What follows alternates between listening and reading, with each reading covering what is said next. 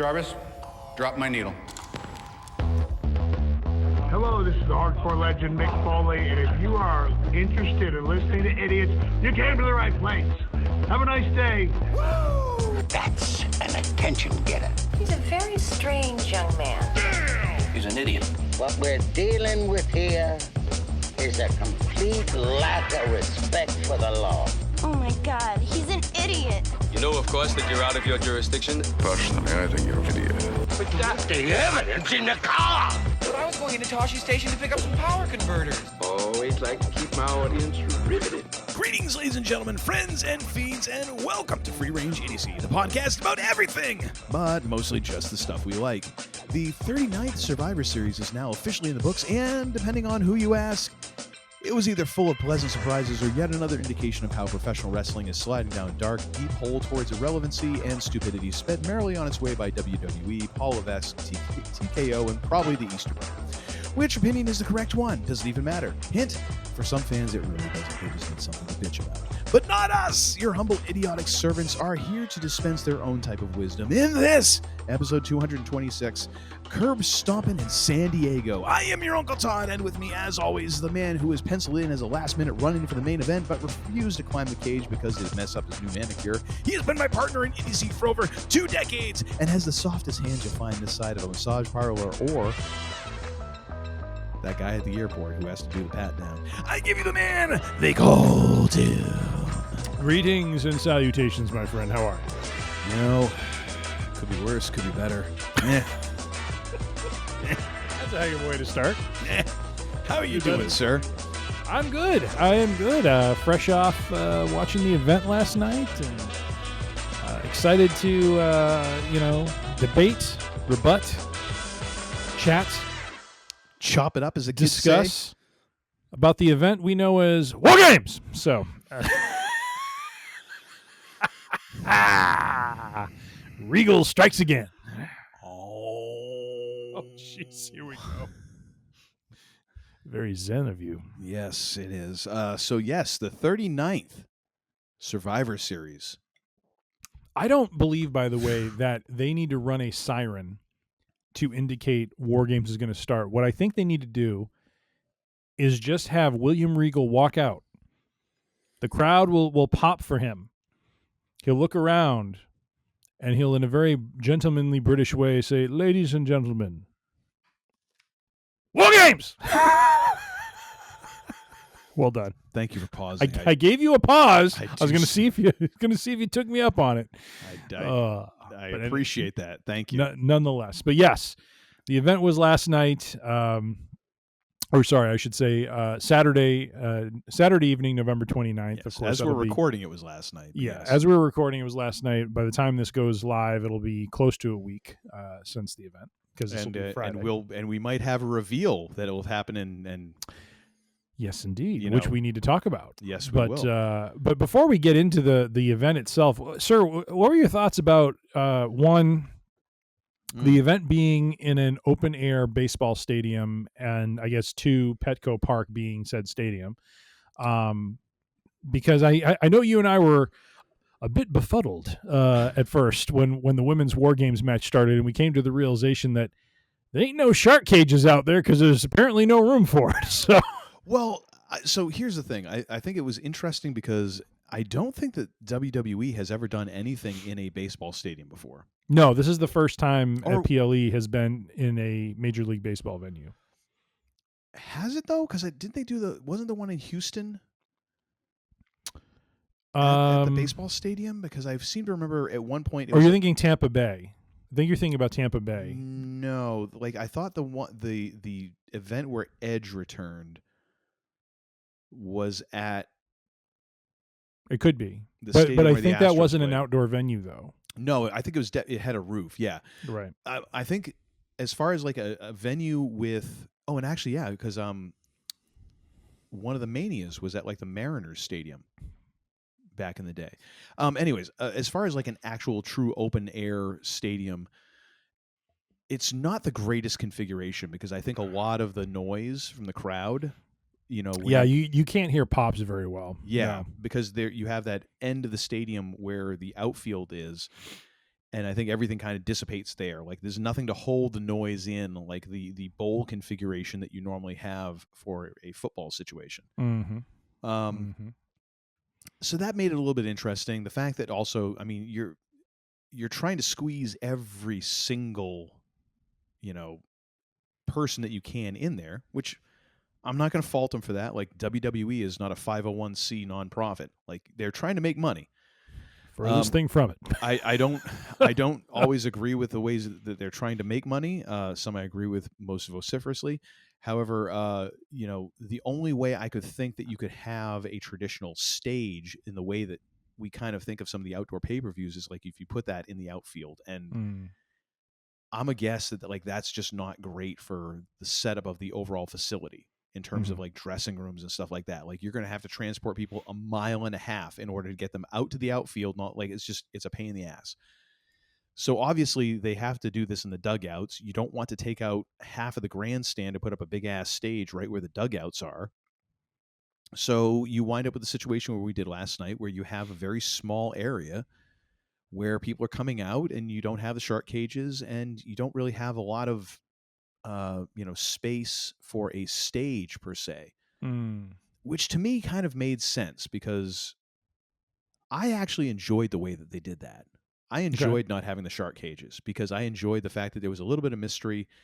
And, in the terms of how War Games works, like unless you're a couple of the people that we will talk about in the matches, you're kind of in a rush. You're on the hustle, as it were, to get to the cage. So you're not going to take your sweet ass time and do your whole shtick as you normally would. So you don't necessarily need the stage for that. You know what I mean? It was different for sure. However, I think they actually did a decent job kind of using that to their advantage. Like the LED tunnel that they had people come down worked really well for a couple of the folks. Stephanie Vaquer in particular looked like such a badass coming down that hallway. I was like, damn. As did Braun Breaker. Yes. Like it worked really well for some folks. I mean, it was something different, and it's one of those deals where sometimes that something different, it doesn't work out so well. I think it was passable, in terms of the venue. I think they did the best they could with it, and I'm sure that if you got any of those folks who are high level, and they could tell you, hook them up to a polygraph, or give them a polygraph, like a Dusty Rhodes would say, give them some truth serum, they would admit, like, yeah, we probably would not want to do that again if we had our choice. But I'm sure they made enough money that they will do it again. It'll just probably be a little different. Maybe they actually will try and figure a way to set up the big ass stage in the outfield, like in center field, and have like it's just a straight aisleway or something like that, and just be like, yeah, we just gotta, we'll bring in our own dressing rooms, or we'll have like we'll have a system of golf cart, trams that'll just be buzzing people back and forth the whole time. I don't know. But I think it was different, but at the same time, I didn't hate it. As much as I thought I would at the very first seeing how different it was. I was like, I kind of dug it. It was a little bit weird. What was especially weird for me is like we're used to the entry aisle having that dog leg. Yes. Now it was basically like a 90-degree angle. Yeah. That wasn't a dog leg anymore. That was like a hard left. Yeah. And when it came to Cena's entrance, that was the first thing I thought when I saw that, the way that they had the aisle rigged out. I'm like, bless you. How is this going to work when John's trying to do his run? Yeah. Down the ring? And can Stu keep up? That was my concern. God bless them. They both had good traction on their shoes. Ain't nobody going sideways and pulling a Brock Lesnar on Raw. I'm sorry. Brock Lesnar was German suplexed by John Cena in that moment. He was, because you can't see him. No. That's right. It was a bonus appearance, and none of us even knew it. Took him to Sioux Falls City, as our truth would say. There we go. But no, I mean, so what did you think? I mean, I've jabbered on long enough, but what did you think? It was I think it was interesting. It was interesting setup. I was first thought I had when they did the aerial shot of the stadium was I really felt for the people who were in the upper tier, because I have to imagine they couldn't see the ring at all given the top that they put on it. No, definitely not. And I remember at the beginning of this past week, it was not rumored, but it was just said that there could be like a 30 or 40% chance of rain. And so they had to put something up to cover the ring, to make sure, or to cover both rings to make sure if it did in fact rain, that the rings themselves were covered so that, the performers could still perform. Do you think they would have not? Because, I mean, it seems like that's kind of a standard thing for outdoor shows now, is to have something up there. I mean, I don't know if it was necessarily because of the forecast, or if, to your point, it's just what they do as a standard outdoor venue sort of situation. But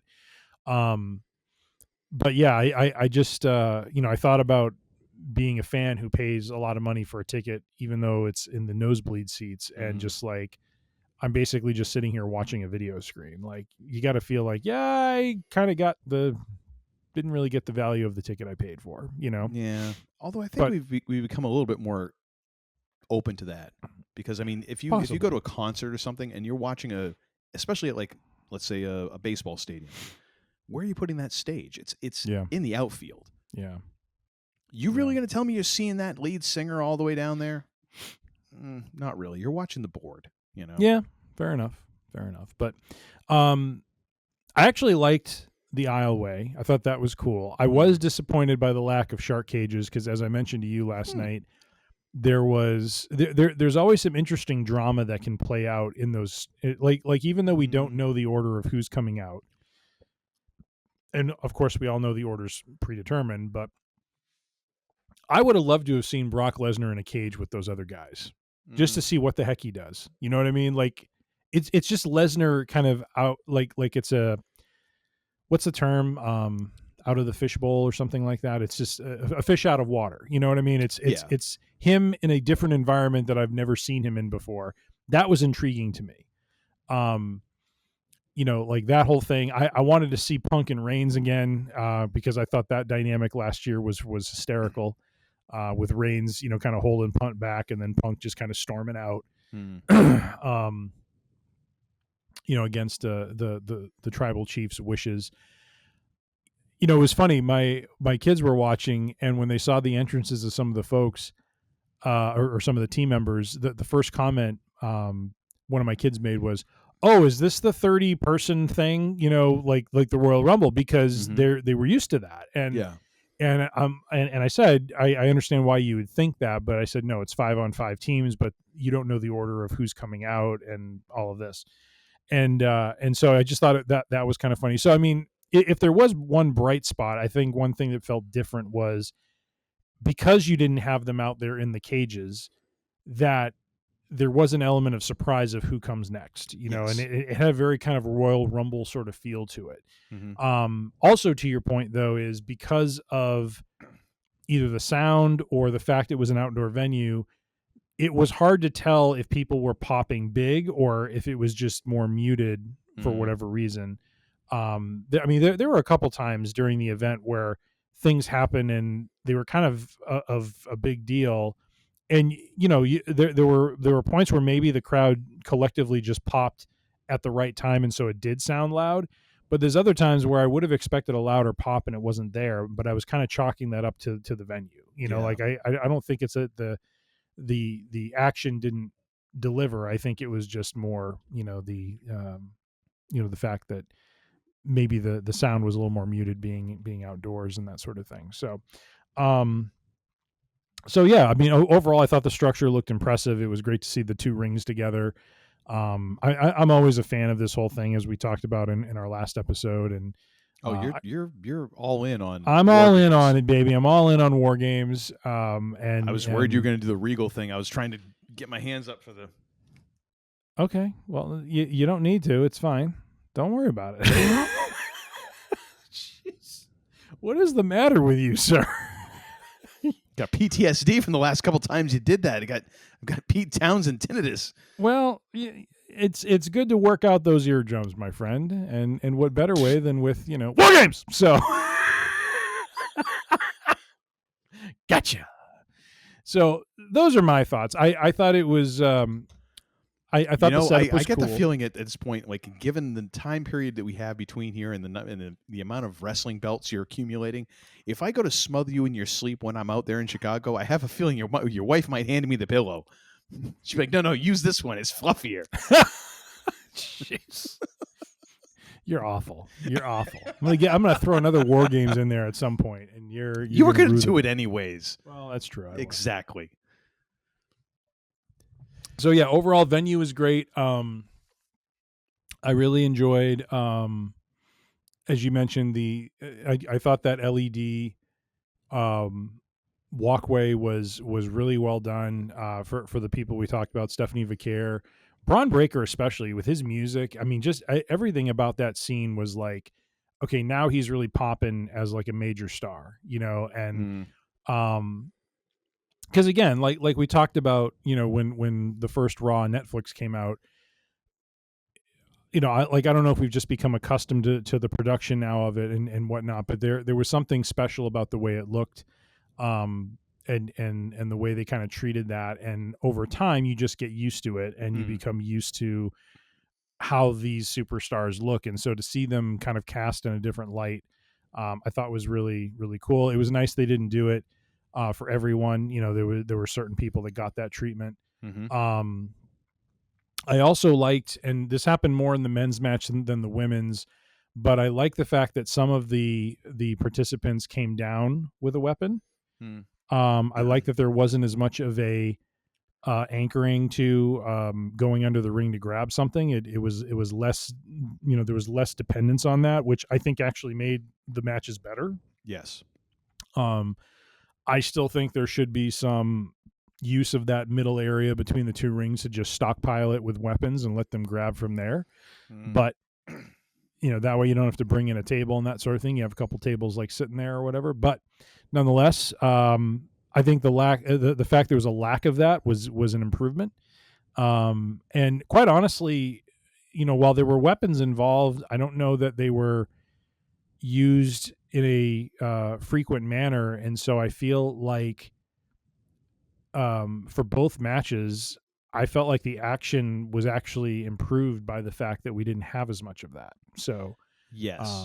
So those are just some quick thoughts from me on the event. I really thought it was I thought it was well done. I enjoyed it.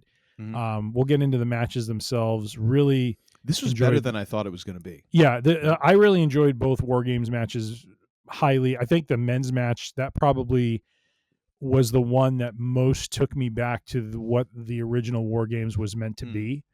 And I really enjoyed that match. So, and the women's match was good too, but there was something about the men's match.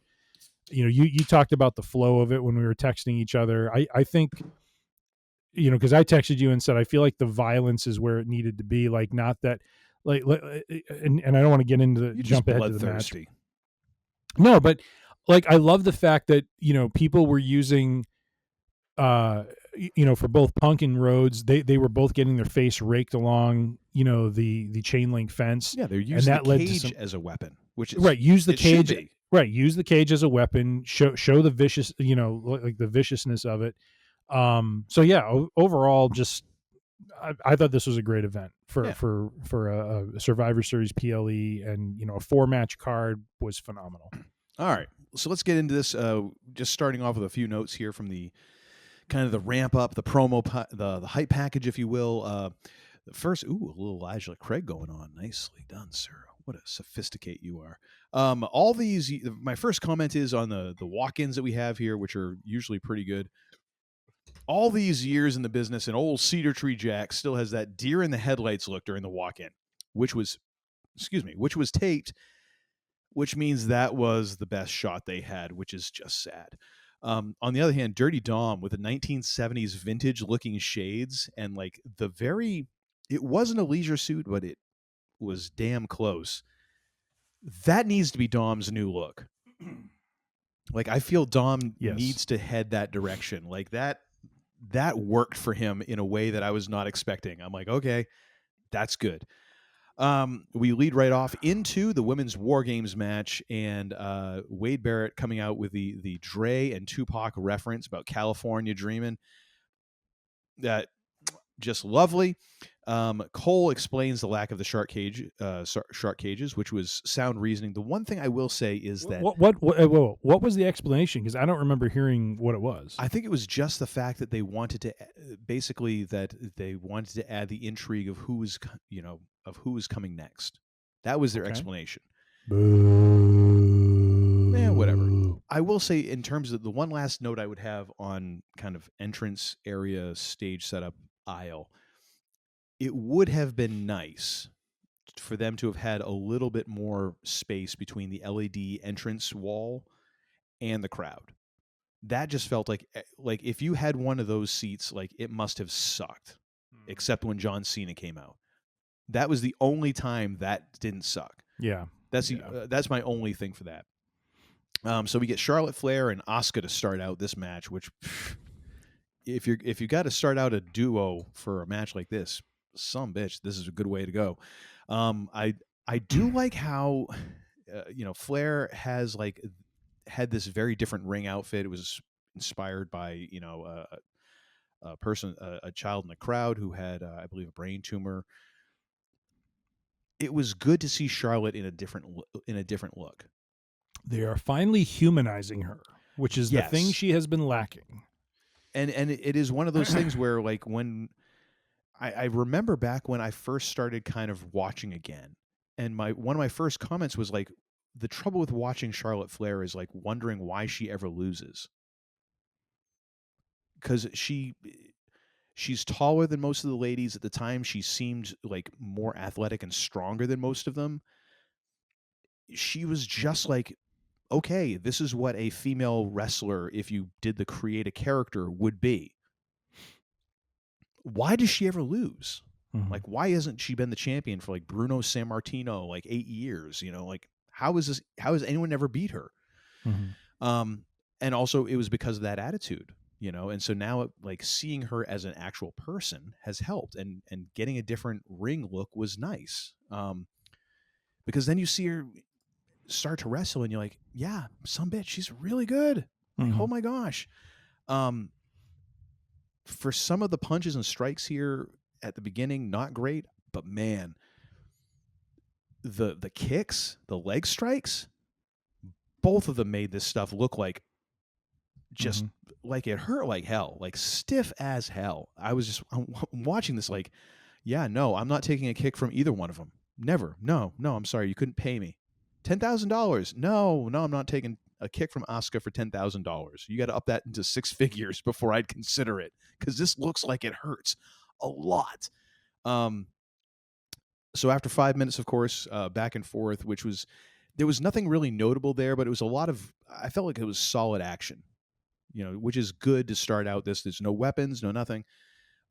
We get Io Sky in first for the faces, with her personalized trash can lid. I love that. I mean, that is such an Io Sky sort of thing, just to come out with the trash can lid and just start like just whopping people with it. Bam, bam, bam. But with like her logo on it, I'm like, all right. Yeah. So did you watch the post conference? I did not. No. Okay, so I watched the post event show, and Triple H comes out and he's like, he said some superstars, they develop their thing, and apparently Io Sky has developed her own logo on a garbage can. It's like, when you have your own logo on a garbage can lid, you made it. Yeah. So it was funny the way he said it, but yeah, it's going to be on WWE Shop like today. Indeed. Indeed. So then apparently Io tried to do this thing where she ran from one rope, the top rope on one ring, into the other ring. Yes.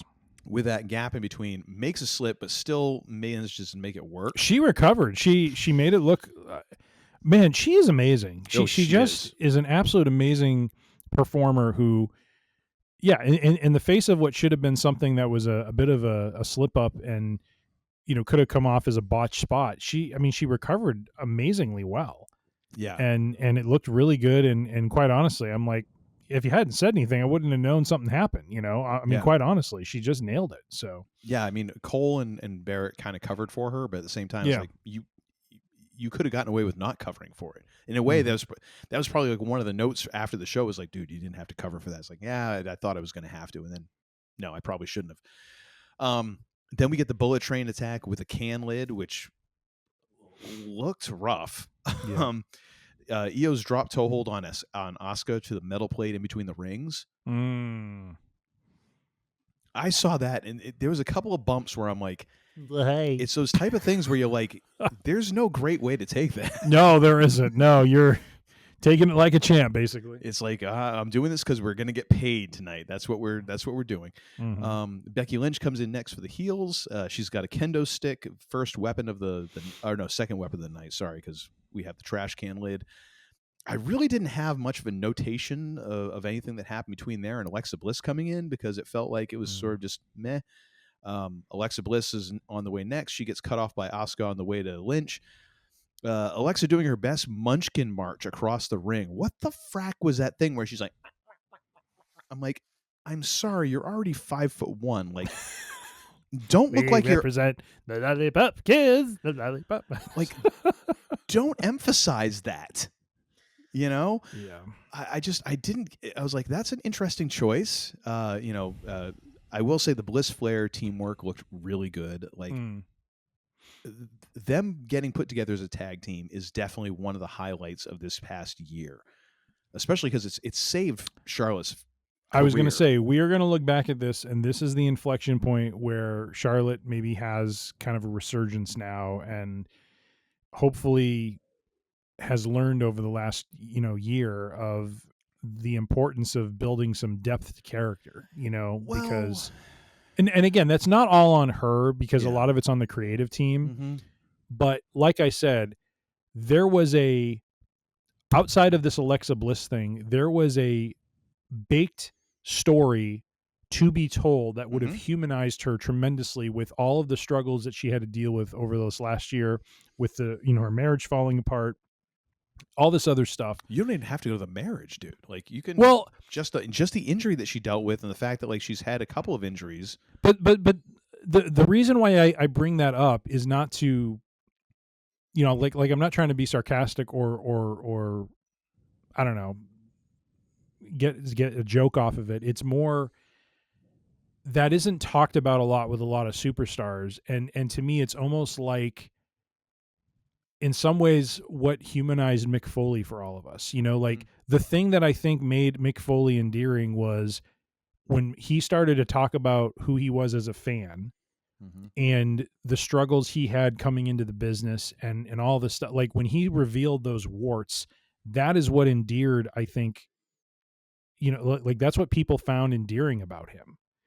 And I think for Charlotte, she has always been the queen, and she, could continue to be the queen, but how much of a great character will she be, or could she be, if she opened up about some of that stuff and let some of that stuff play out? Like, not that she goes and runs down Andrade, but just talks about like what the impact of all that was on her, and how that impacted her.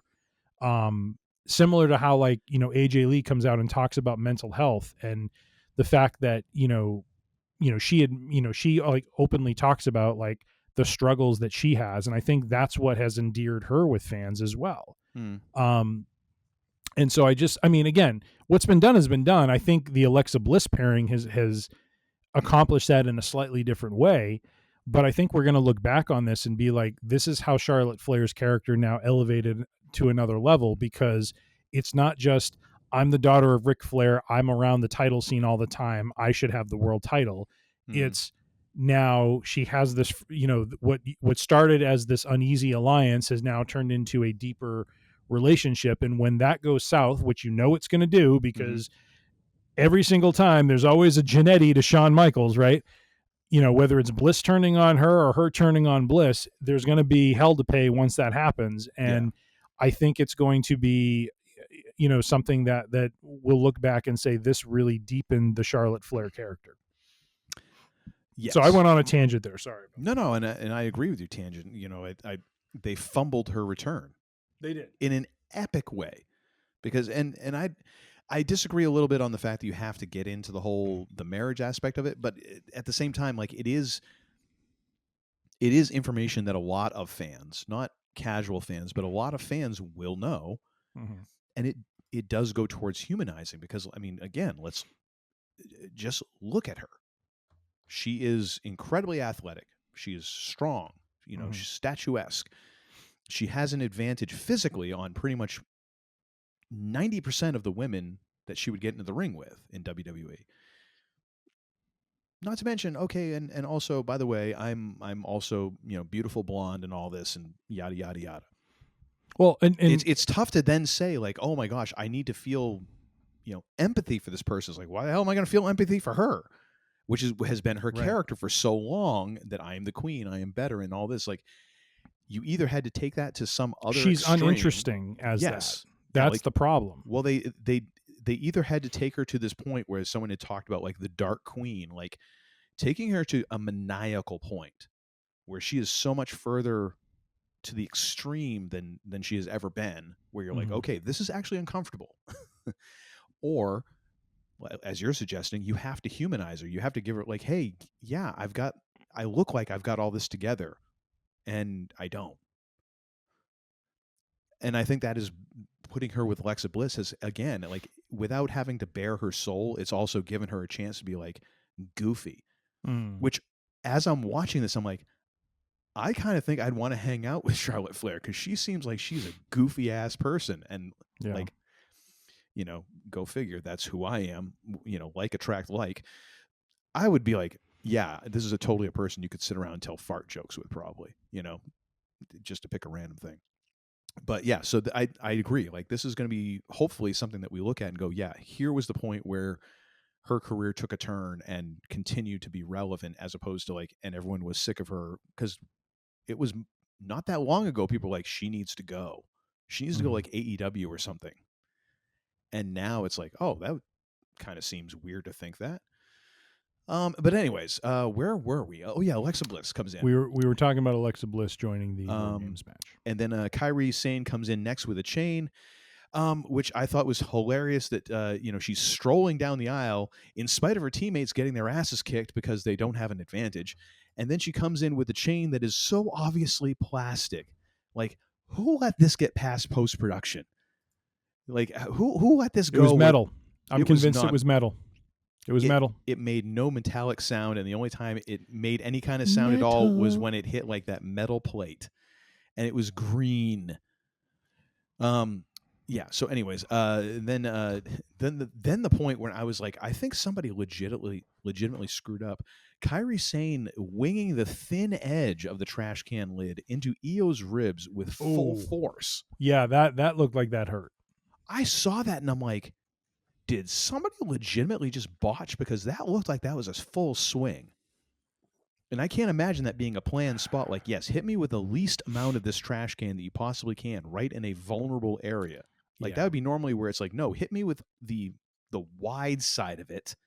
It'll make a big noise, and I can go, ugh, and it won't hurt nearly as bad as if you hit me with the edge of it. Yeah. Oh, good God. I was like, is she competing with Nia to see who can wound someone first? Like, is there an office pool going on that I'm unaware of? Yeah, so that hurt. Then we have AJ Lee coming in next. Yeah, so that hurt. Moving right along. There's no way to say it. Io Sky had a trash can hanging off the side there, but, nonetheless, punctured. No, I'm piercing her spleen. AJ Lee comes in next. Lynch is trying to hold the door shut while the heels have an advantage, which kind of didn't make logical sense. But, of course, Becky's not a logical heel. Wait. Whatever. It does make logical sense. If the heels have the advantage, it's a benefit if Lynch holds the door shut, so they maintain the advantage. You'd think they'd want to get her in there while they have the advantage and beat the hell out of her, but that doesn't matter because AJ Lee scales the cage, which, again, AJ Lee is not a spring chicken in this scenario, okay? Salute! I ain't no way my pudgy ass is getting up over that cage, and she did it really quickly. Yeah. Then, of course, there's a respectful pause while Asuka and Sane set up and make sure that there is a proper landing area for AJ to come off the top rope, which I'm like, okay, I get it. But at the same time, like, can we make this a little less obvious? Because it was so obvious that we're like, all right, everyone's set, ready, steady, go. Yeah, that kind of sucked. But anyways, then we get into Lee Lynch, Lee tossing her into 3 cage sides, which was great again, like using the cage as a weapon. Go figure. Then we get Lee and Asuka squaring off for the first time ever. And then, of course, Lynch comes in with the sucker punch. The heels gang up. Faces suddenly, have some smelling salts. They wake up and equilibrium is restored. Then cue, there's only one way because Cedar Tree Jax is on her way to the ring. She's meandering with that same deer in the headlights look, or does she just have gas? I don't know. I don't care. Pardon me for a moment while I call up our texting thread. Yes. Pretty please. Do you have this that is GIF? what I wrote to Uncle Todd before he thusly responded appropriately. One moment. I wrote, and there's your favorite person in the whole wide world. And what does Uncle Todd send back to me? Hold on. I don't know if you can see it, but there it is. Cedar Tree Jax. There's the cedar tree dancing with its saplings. So, yes, which is kind of what it looks like in this contest. Oh my gosh. Where we get from there, Jax is, and I will say this, Jax is a full-time WWE superstar, correct? She's a full-time worker. Her tossing people into the cage looks worse than Lee, who's had 2 matches over the last decade. I don't get how someone can be so physically imposing and then just be like, ladies and gentlemen, if you want to be entertained, just go up to Uncle Todd and just say the name Nia Jax. It's like a match on kindling. It's a match sense. on kindling. It's bam. It is Giant Gonzalez. It is the Great Khali. It's like, well, they're big, so we gotta. It's like, but they can't do the things that you would expect a big person to do. Like, I will give Tala Tonga credit. At first, like, the name is tragic. It really is. But that dude makes his moves at that height, makes them look like they count.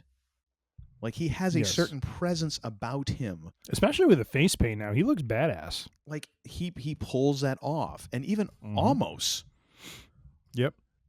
When they would actually feature him on TV, every so often, he at least had a presence. Nia Jax has none of that. The facial expressions, even the way that she works, is sort of it's so half-assed.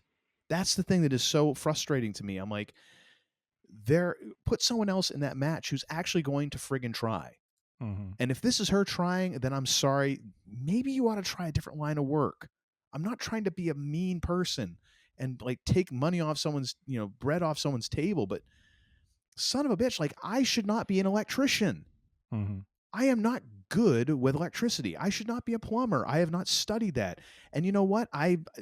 Mechanically, I should not be repairing your car. Like, I do not have a mind that sees an engine and sees anything more than like, wow, this is complicated. Like, I don't see how the thing works and all that. I should not have that job. Okay. If that's actually you trying, maybe insurance, perhaps drawing cartoons. I don't know. Something else other than being on my television screen. God, but I mean, I'm glad that people like her. That's great. Rhea Ripley is the last one in for the faces, and she's got a trash can and a garbage bag over her shoulder. The Terrifier themed protective mask. On one hand, like, I feel bad for Rhea, like 2 Survivor Series in a row having to have the protective mask on the same. She does seem to have bad luck going into Survivor Series, doesn't she? But she's made the most out of it both times, so I can't. I mean, she's getting over. Yeah, she is. So God love her for that. Then we get then the disappointment of, is it just kendo sticks in the bag? And yes, it is just kendo sticks in the bag. So she's got the trash can, which I didn't notice at first was emblazoned with the Io Sky logo as well, because why not? Rhea lays waste to the heels, top rope drop kick for Nia, which got a good pop from me. I love Io Sky running back and forth like 4 times for the power up before kicking Sane inside the garbage can. Can I throw one thing in real quick as you describe this? Yes. So I was explaining to Uncle Todd in the pre-production meeting that I recently had to shift the position of our television in our living room because we set up our Christmas tree. And so the angle, like our living room opens up to our kitchen, and we have our kitchen table. And at one point before the Christmas tree, the TV was visible from the kitchen table. It is no longer. It is on the opposite wall, so you can't see it. Because screw those people. But my God, my wife and my eldest was sitting at the kitchen table while this match was going on. And all they can hear is Io Sky screaming as she's running back and forth on the ropes. And my wife's like, why is that woman screaming? Is she caught in a bear trap? And there were other parts of the match too, like when Becky Lynch was like leaning into, was it AJ Lee or someone else, and or maybe it was Charlotte Flair, and rubbing her, kind of rubbing her face into the cage wall, and who's the greatest of all time? That's me. Blah, blah, blah. She's going on, and my wife is just like, what is wrong with that woman? I mean, like, the commentary from her was hysterical just based on the audio alone. Oh, yeah. That was hysterical to me because it was just like no visual context. It's just like, why are they screaming? I'm like, honey, I said the opponent's face is like this up against the It was so funny. Anyways, so that whole thing when Io Sky ran back and forth, once again, that prompted a why is she screaming question. And I'm like, you don't understand. She's getting ramming speed. She's powering up. She's powering up, honey. Well done. Well done. Yeah, and so then afterwards we get Lash Legend in, and we are finally ready to get this match going officially. By the way, they architected that match, I felt, brilliantly to help boost her star power, Lash Legend. Yes. I thought they did a very nice job of showcasing her through this match. And especially the fact that they had her come in after Nia, because after Nia doing her half-ass shtick, Lash Legend looked like $1 million. However, Lash is going to make Nia look really bad. They need to get her some different music, because that entrance music is perhaps the most meh thing I have ever heard. I have not been watching SmackDown a lot. I have not watched NXT a lot. So I don't know what the story is around her per se. But if it's like she's this, kind of, I'm this gal who's, into all the luxurious stuff. I mean, that's not the character for someone of this size. Like, she needs to be framed as a frickin' killer. Well, you know what I mean? But I think there's room for that if that's her personality. The thing is, like, the music doesn't match. It's just flat.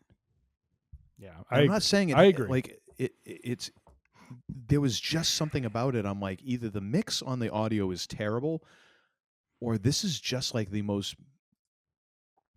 It could have been background music at the friggin' Gap. Yeah, that's not what you want. Unless your gimmick is like, I've got really terrible, entrance music. Yeah. And then we notice, of course, that the ref is Jessica Carr. My question being, are we actually pulling the trigger on this thing, or are we teasing some more? We're teasing some more. I'm just going to. She was the mystery man. I'm all for that. That'd be an interesting twist. So Lash gets to beat up on most everybody until we get Rhea up, and they're slugging it out, which those two going back and forth was great. As usual, I think Lash gave her a kick or something, and Rhea sold it like $1 million, like she does. Yeah. We get a near pin for Legend. Asuka missed Legend after a big pause from Flair to save Rhea. There was a bit of a miscommunication there, and it took forever, and it was obvious it was like... But whatever, it's a nit to pick. Sometimes stuff happens. The Flair Rhea suplex on Jax would have been so impressive had Jax had Cedar Tree not sandbag to the fracking max on that. Unless both of your knees and ankles are shot, which is me, you ought to get a little bit higher than that, because it basically looks like Rhea and Flair had to do all of the lifting on that. Mm-hmm. It looked like she barely left it. Like, her mobility looks like it is late career Andre, and at least Andre had an excuse. Like, what is Jax's excuse at this point? I was surprised as well when I saw both of them do it. I'm like, okay, they're going to do the double suplex thing. Nia will get up because it's the two of them and the strength and to see the two of them struggle to get her over.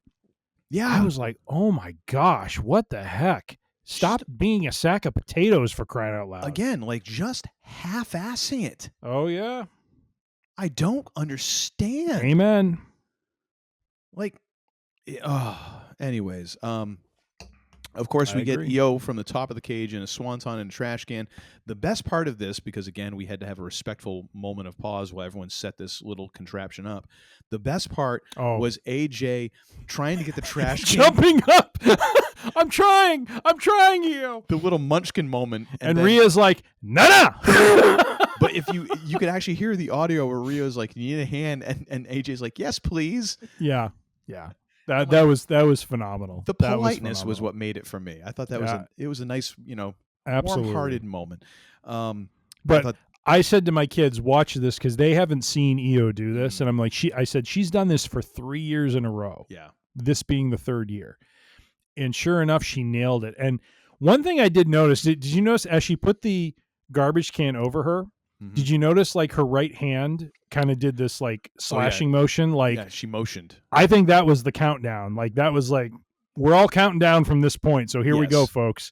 And everyone was braced for it. And I was concerned about her legs because when she landed, like especially her left, I think it was her left leg was folded under a little bit when she landed. So I didn't know if she was going to be, but she seemed fine afterwards. So I probably was, overthinking it, but because I've watched the interview she did with Chris Van Vliet, and they talk about that, and she's literally like, yeah, the first time I did it, I'm like, okay, here we go, like she just like guessed, and I mean, it's like I can't get my head around. Like I would like to think if I was a wrestler, I would be more of a ground-based sort of person, so I can't get my head around like the way. No, if I were to do it, my man, I would see you as a high flyer. No, come on now. No, I'd be a brawler, baby. I'd be a brawler. Vertical leap of like 6.5 inches. You saw me play basketball. I did. It's sad. It's very sad.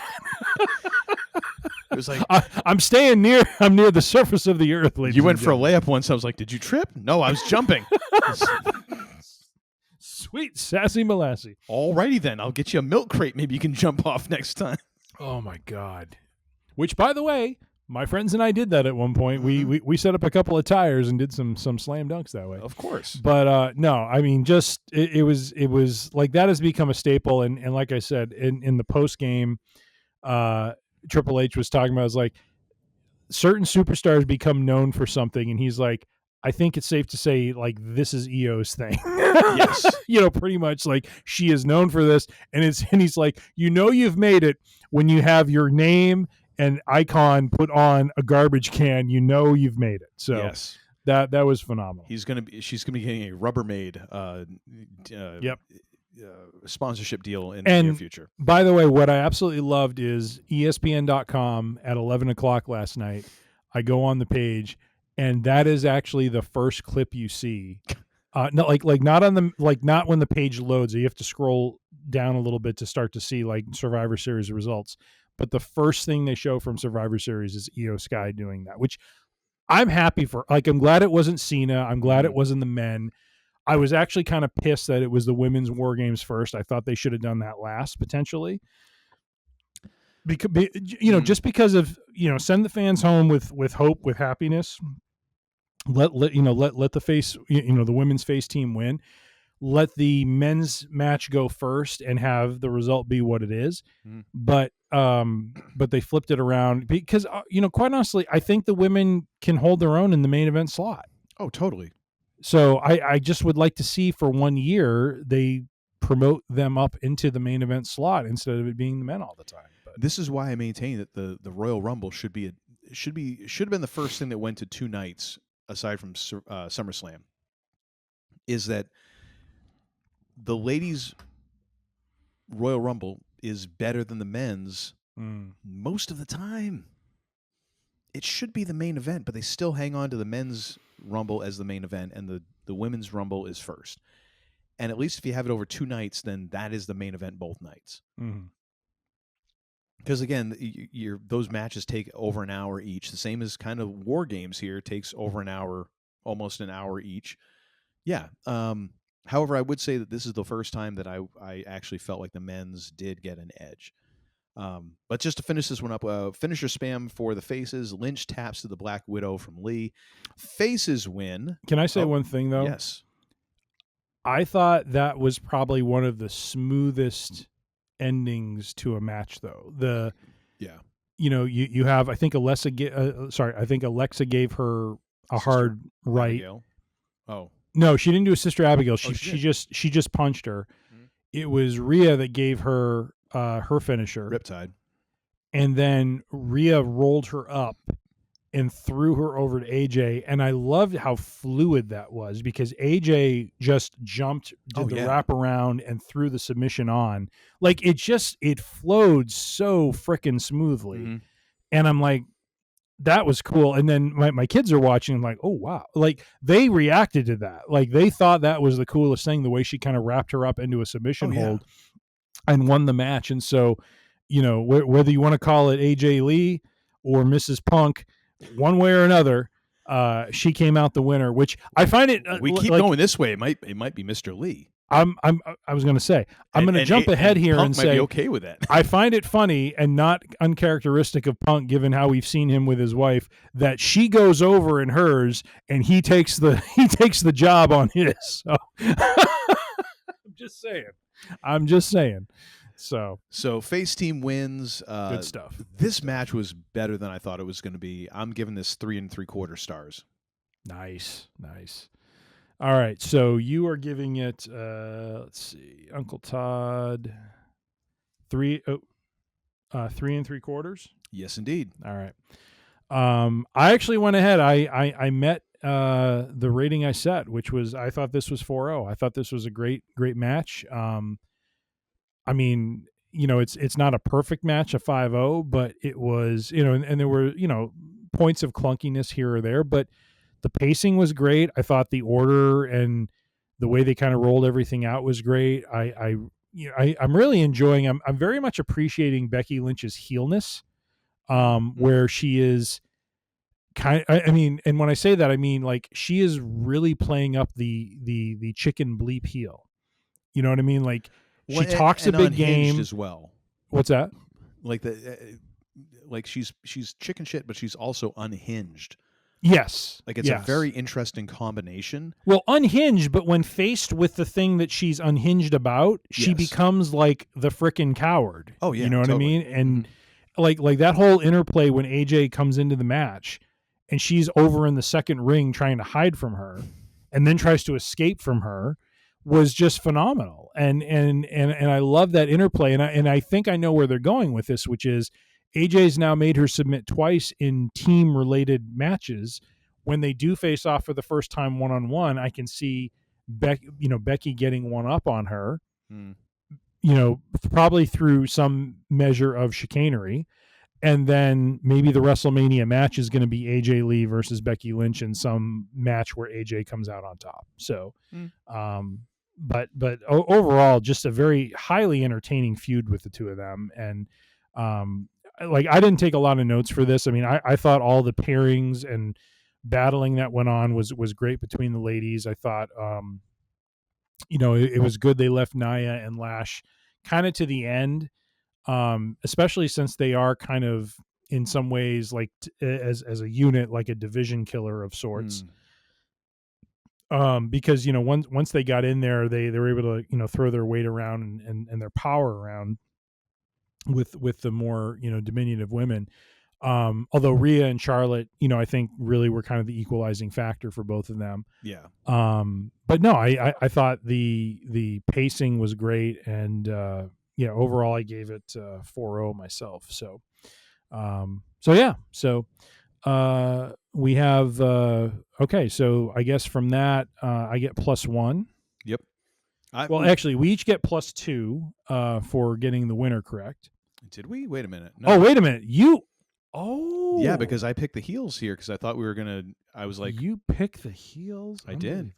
And you know what? Again, like I know for these ratings, I'm probably going to be taking a bath on some of these, but I'm okay with that because it was a fun event to watch. So absolutely, so be it.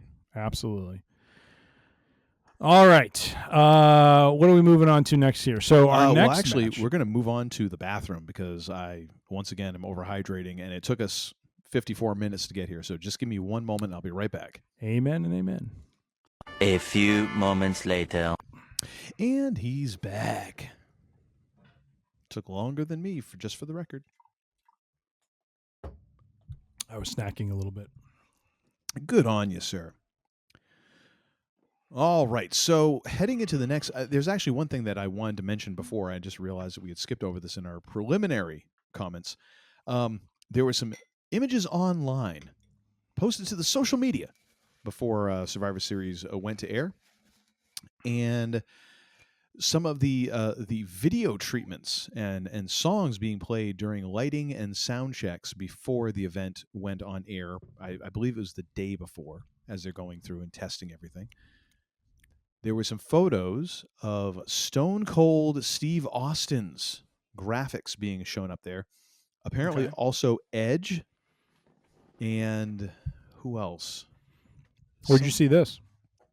So, of course, because I clicked on one thing, wrestling related, on Facebook like 2 years ago, now I get all this crap. But apparently this was a thing by WWE where they started playing some of this stuff because they realized that people from apartments and buildings on the open end of the stadium, because normally if you're in a stadium 360, like a bowl configuration, like a football stadium, you're not going to necessarily see inside as well, but because you have that open end in the outfield, you can kind of see the stage and everything from outside the stadium and far away from the stadium. Mm-hmm. So they realized that people were going to be able to see this. So they started playing a bunch of this stuff. and apparently people were like, oh my God, Stone Cold's going to be at Survivor Series. Like, no, he's not. No, he's not. Wow. They're intentionally using a bunch of people who are not going to be there just to kind of troll people, which I'm like, on one hand, it's mean. On the other hand, I totally appreciate it as the agent of chaos that I am. Of course you do. All of that to say, our next matchup is the Intercontinental title match between John Cena defending against Dirty Dominic Mysterio. A decent ovation for Dom to start out, hometown guy.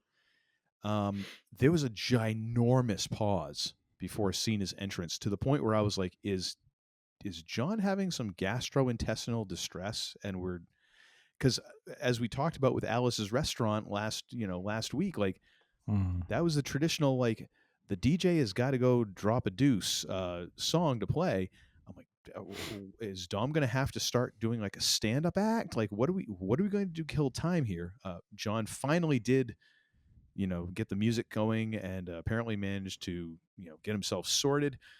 Dude went everywhere, slapping hands, heading to the ring.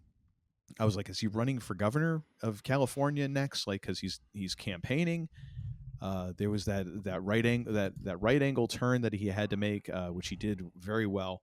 And then I did note down, all joking aside, this must have been an incredible moment for Cena, and I'm very glad that he got the arena treatment one more time.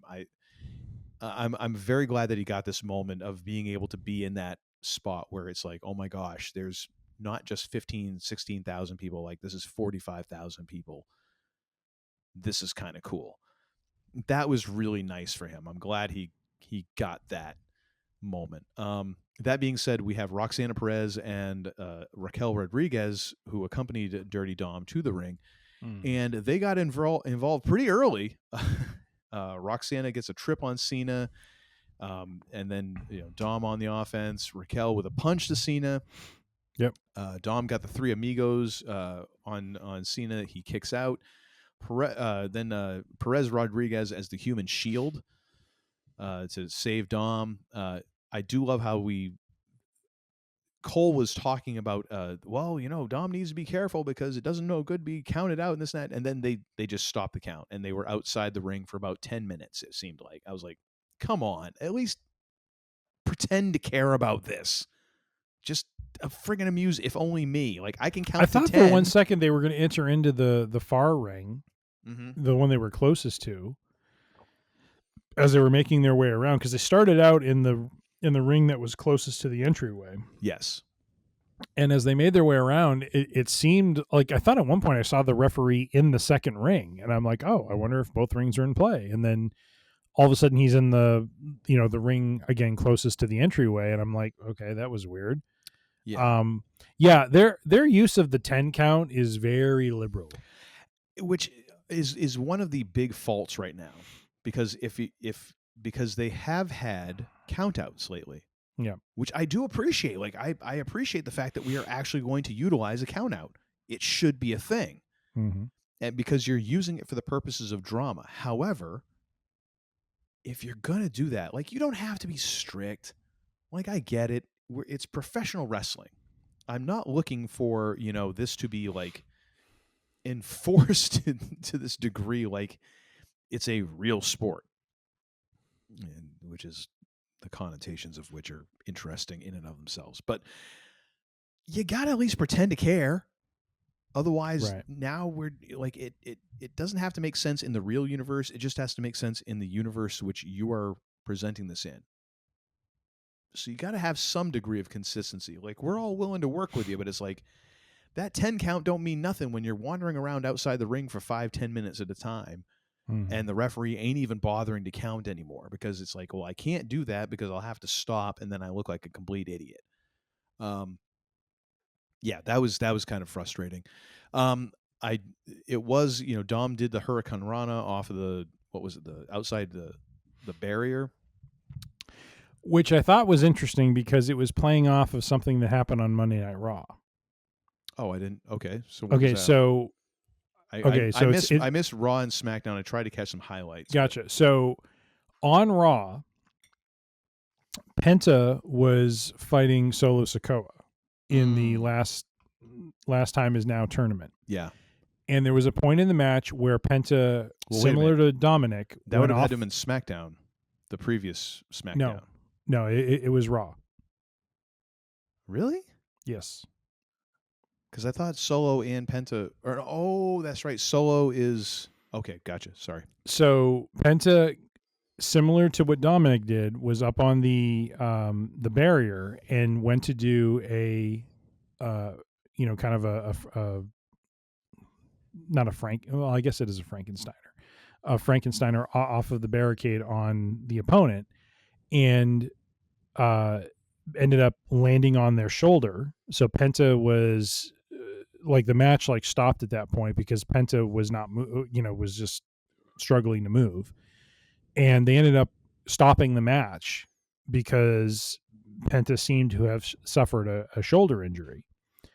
So I thought it was very timely and interesting that Dominic in some ways used the same approach, where he went to go do a Hurricane Rana on John Cena from the outside, standing on the barrier, landed on his head and shoulder, was basically, looking like he was injured. Like, my kids were like, oh shoot, this must be real. And they were asking me, is this part of the show or is this real? And I'm like, I don't know. This seems like it's real. Well, they did a good job of playing it up, but I mean, the thing is, we all kind of know at a certain point, if you don't see the X, even though they have played with that, they didn't do the X with Penta though, which is weird, because I thought that, well, maybe they've changed the signs now. Maybe. So all I'm saying is, I said to my kids, I think it might be real because of what happened to Penta.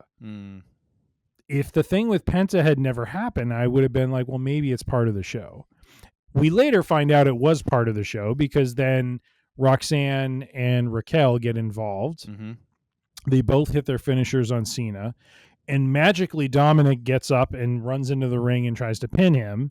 I love what the referee does, which is yes. I'm not going to freaking count this, you son of a bitch. I mean, literally, in my head canon, that's what's going on. I love your explanation of that. That is, because that is the best explanation possible. I mean, when you look at the referee and he's like, no, I'm not counting this. What the hell did you just do? Like I let you guys wander outside for 10 minutes and I didn't count you out, and this is how you pay me back, Dom? Come on. I mean, it's like the referee's like, look, I was trying to get help for you because I thought you were freaking injured, and now you're not. This is all a ploy because you're trying to like pin the man. You're gonna make me look like a schmuck. I'm not counting the 3. It's like, no, I'm not counting the 3. Screw you. You know, I mean, good on the ref. Yes. Good on you. Good on you. So that was amazing. No, that was an interesting way to go.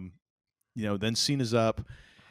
We have the moment where apparently like the crowd didn't do the "you can't see me" to John's satisfaction, so we had to do a retake. Which I'm like, John's been on set way too many times. Like, oh no, take 2. We can do better than that. Which, in a way, like I get it.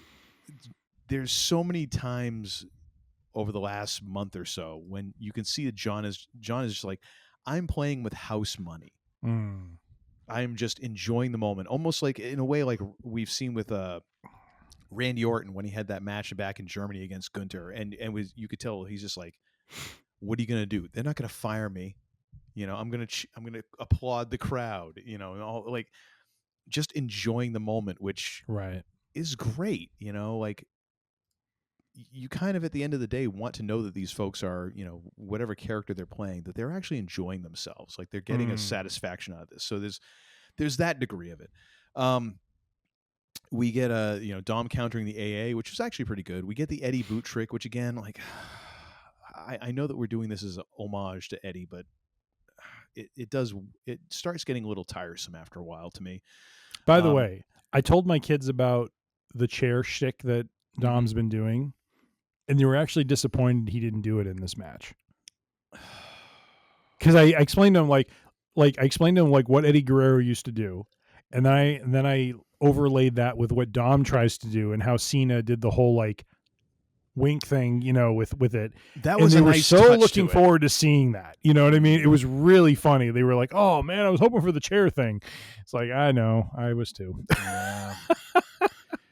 It's good stuff. But regardless, Cena kicks out of the 619 frog splash combo platter. We get an AA out of nowhere, which is only good for 2. We get punches. We get inadvertent ref bump by Cena. Dom is in the STFU, and we get Balor and JD who run down scurry down the aisle for a beatdown. Cena fights back. We get the double AA for JD and Finn, which again, I know that Cena has lost several steps, and we know why he's retiring. He knows he can't do this at the right level. And I actually saw, I can't remember if it was Instagram or Facebook, but video of John Cena walking now outside of a wrestling context, like just walking around. And he has this gait where he is definitely walking with like shoulders head forward from his hips. Like there is definitely something going on with Cena's musculature and or back, where it really wouldn't surprise me if in the next year he gets some sort of major back surgery, because it looks like that he is. There is definitely a compensation and a different a change to how he stands. He's no longer walking upright. He's like the reverse of the normal evolution chart. Like he's now heading back towards Cro-Magnon. But to see him do this, it's like, oh yeah, even at this point, John is strong. Because even when you figure like, oh, they helped him get up there, like, you still got to put them some bitches up on your shoulders and just frickin' have them up there. Yeah. That's impressive. Even though JD and Finn are not exactly heavyweights, like that's still a lot of ass weight to have on your shoulders at that age. And at that point in the match. So that was impressive for him to get a double AA on them. Dom brings in the belt. Cena counters. We get a call for a ref. And instead of a ref, we get Liv Morgan in like some weird pants that kind of looked like what the hell were those big ass pants that people used to wear back in the 90s? The parachute pants? Junkos. Or no, it was early 2000s. No, parachute pants were definitely 80s. I'm still mad that my parents didn't get me parachute pants. But then again, as a fat kid, that wouldn't have gone well. So I'm actually kind of grateful. So Liv comes down. Liv hits Dom, then hops into Cena's arms, and we get some really good eye acting from Liv. Which was really weird. Although it draws parallels to back to Elimination Chamber. No, it like that part does. What was really weird was when she jumped into Cena's arms. I thought, well, like I'm watching this and it was funny to see her, hit Dom, and I'm like, oh, maybe she's turning babyface, and then she goes and jumps onto Cena, and I'm like, well, that was weird because why would you do that? It's weird, but she's also just kind of unhinged. Yes. And then when you see the whole thing play out, she's like, oh, she's trying to throw him off balance. Like, now Cena has no idea what the hell is going on. And the symmetry of it is very interesting because Cena had his heel turn in February, and here we are in November. So heel turn in the second month of this year, heel turn in the second to last month of this year. I'm just saying. Oh my stars! But then I do declare it's all for naught as Liv gives John a kick in the Cenas. Well, and that sets him up perfectly in the John Wiener.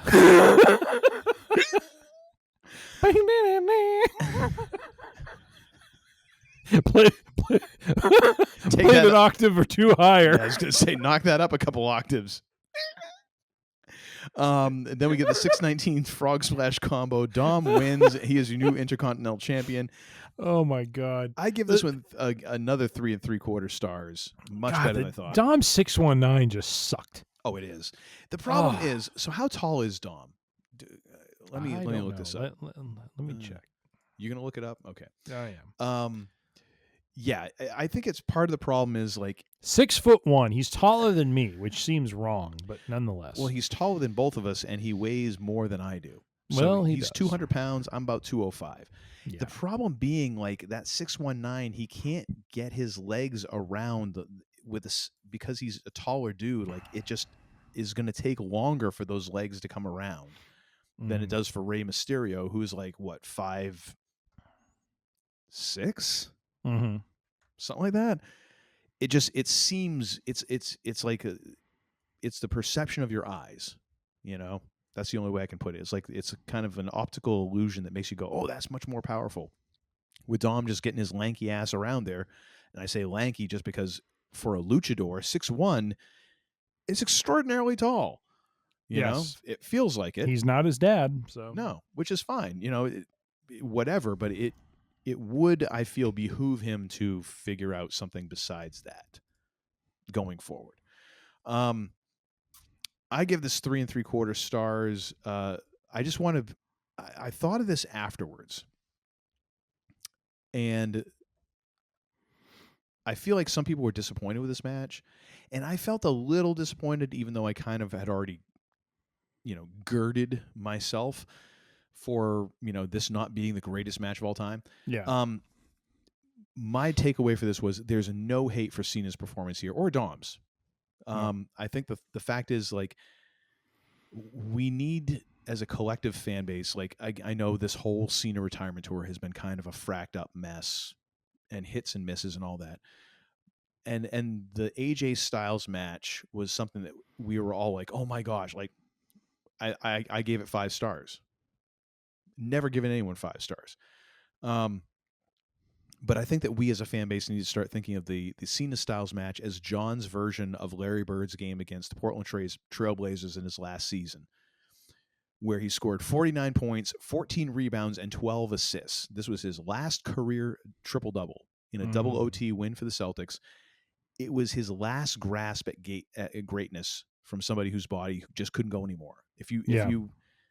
If you were a Boston Celtics fan, you remember Bird was never exactly the most athletic of cats.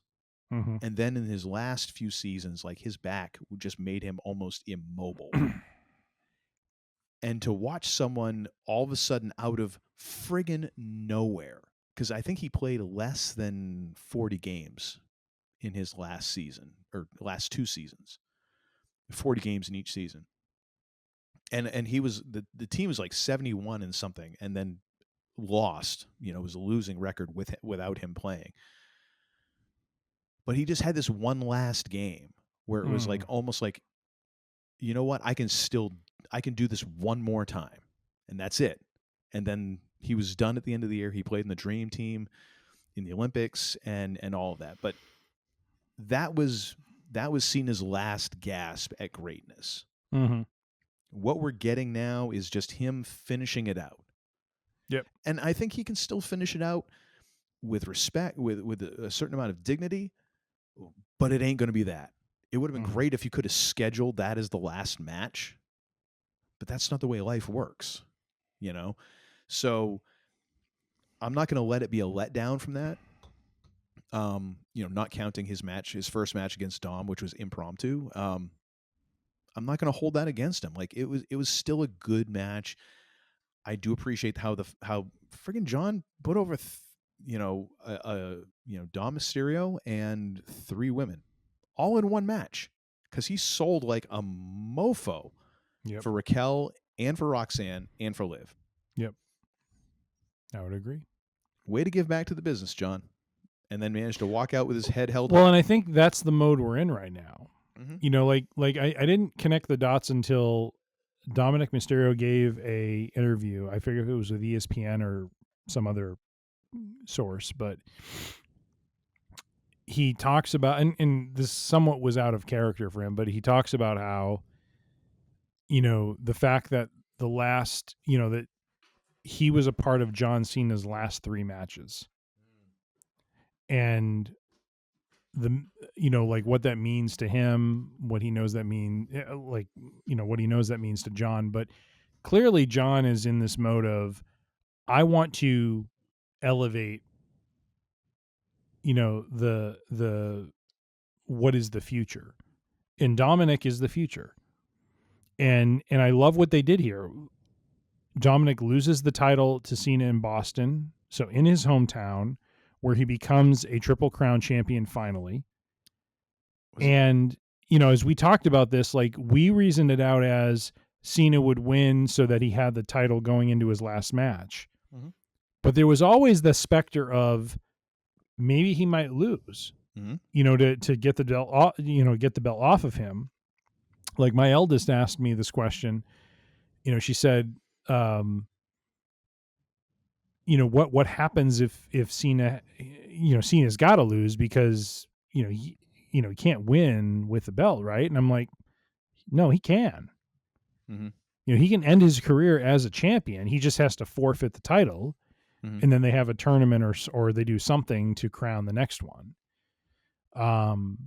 But no, I think this made sense. The one thing I was disappointed with was I thought, and I'm not thinking of this so much as to save face for Cena, but more about the build to I think where they're going to, which is the build to Ray versus Dominic for the AAA championship. Like that's a title that that Ray has never held. Mm-hmm.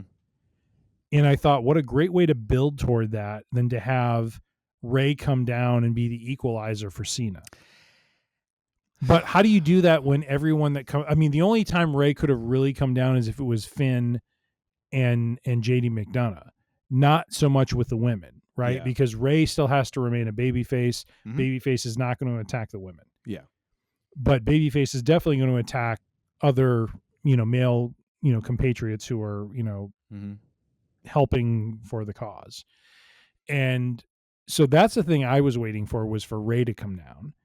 And that's the thing I was disappointed by was the lack of Ray being in San Diego, being in his hometown. But again, if Cena is trying to build up Dominic, and if the idea here is, yes, Dominic wins as a heel, but this is more to establish him again as a double champion, as a 2-time Intercontinental champion, then so be it, and I can see this as Ray stepping back and letting his son now, kind of inherit, the whether it's the hometown boo or cheer is what he's doing. But I see this all in service of a larger, and honestly, and we'll get into this more kind of with the men's War Games match, but I really feel like one of the themes of this event is looking to the future. And part of this is Dominic is definitely one of those domino pieces as part of the future, one of those chess pieces as part of the future. He's either going to be the heel that is going to go against the babyface champion, or he could very easily become the babyface that goes against the heel. You know, he can certainly garner that. I mean, we saw that at WrestleMania when he runs back down to the ring to celebrate his Intercontinental Championship, you know, victory. Like the crowd is largely behind him. Oh yeah, the only reason he was getting booed as a heel here, like he got a decent reception coming out. The only reason he was getting booed here is because he's going against John Cena.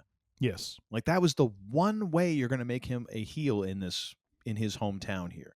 Yep, and that's kind of the extreme. That's why I wonder where you're going to go next, because you're only going to keep him a heel for so long. It's almost obviously we are not even close. We are not even close in terms of like business and this and that and the other. But the parallel I draw is someone like Stone Cold Steve Austin, who you were trying to still keep him a heel, but people are cheering for him. So eventually you've got to be like, or Rhea Ripley for that matter. Yep. Like in a certain point, like she just becomes the de facto face, even though you've got her up against a face. People are like, no, but we like Rhea better. It's like, you got to do something, because you can only become despicable for so long, and putting him up against Cena was a way you could do that, where you got back to, for a few weeks at least, the point where as soon as he started to talk on the mic, people were booing. Yeah, you know, that was the only way you got that, because you were stuck before. Yep. So what did you give this for a rating, sir? So I actually gave this 3.5. So this was better than I thought it was going to be. I gave it 3.25, but you know, like it's not. Wait, even. You said 3.25 or 3.5? You just said both. Sorry, my original star rating was 3.25. Oh, okay. My actual star rating after watching the match was 3.5. Okay. And I gave that a little bit of boost because I felt it was a bit beyond what I thought it was going to be. And even though the winner wasn't what I wanted it to be, it made sense. And I had been reading rumors, and you know, I really didn't put a lot of stock in them because I didn't think that now was the time they would bring her back. But there was this idea that it was going to be very difficult for Liv Morgan to come back at Royal Rumble, because Royal Rumble is going to be in Saudi Arabia. And it's going to be harder for them to have surprise entrants because of the fact that those, you know, the travel there, and I think there's a little bit of a challenge in terms of trying to mask some of that stuff. Oh yeah. So this made sense for her to come back now. I just wasn't expecting it. I was more expecting Ray to play a part in this match, and that assumption was wrong. And so, but I feel like, you know, part of what gives me a 3.5 to this is I really like the fact that they played into something as recent as a Monday Night Raw that happened on the Monday before the event. So we're not even a week displaced from that Monday Night Raw. And yet they played into a similar situation that happened where they use it as a mechanism for Dom to cheat. I thought that was really cool. That was. And everything else around the match was really well done. Like also, I thought 3.5 made sense for the match we got. I wouldn't put it at a 4. Part of it is, and I'll be honest, like I like the work that Dom does. I don't know quite what I'm looking for. I don't know if it's fluidity. I don't know if it is, to your point, maybe a different moveset to put someone away. But there's something about Dom that still I struggle with. You know, like I can't buy fully into him because so much of who he is based on Eddie Guerrero and Rey Mysterio. And I want to, like, what's that thing that's going to separate him from them? Yes. And I really think that's the thing that's going to make him transcend. Once he does that and becomes really his own person, then I think that's really where he's going to really stand out. So yeah, I gave it 3.5 based on that. I totally agree with you. And I think this is also a different where our differences in generational wrestling fans come into play. Like we've gone through the Attitude Era, we've gone through the Ruthless Aggression era, the PG era. Now we are firmly into the sing-along fan service era, which can be tough for me at times because I find myself now leaning closer to corny, where I'm like, who the hell is a babyface? Who's the hell a heel? It doesn't make any sense, and everyone's just wants to participate and all that. I liked the spot where he's faking the injury because it's the spirit of what Eddie Guerrero was doing in Lie, Cheat, and Steal, as opposed to unzipping the boot, because it is exactly what Eddie Guerrero did.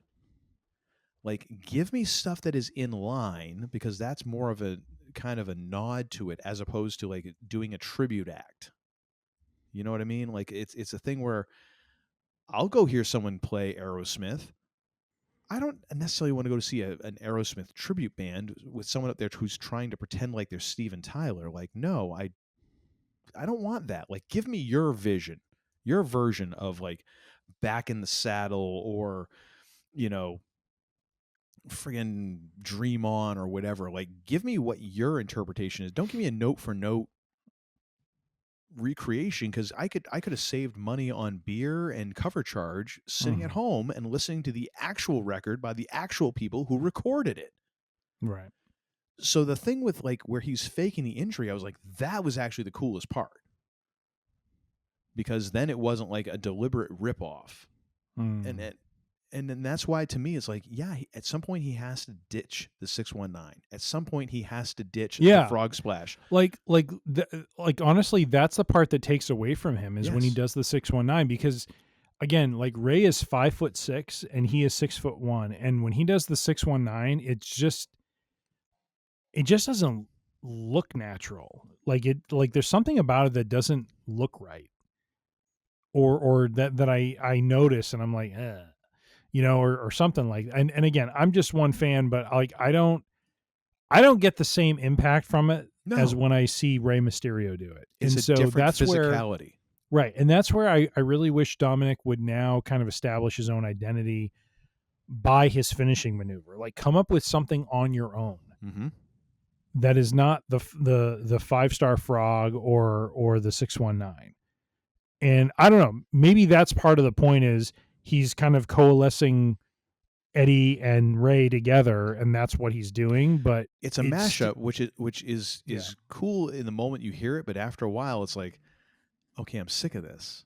Right. Actually, can we get a pause here for a moment? Hang on a second. I've got a call incoming.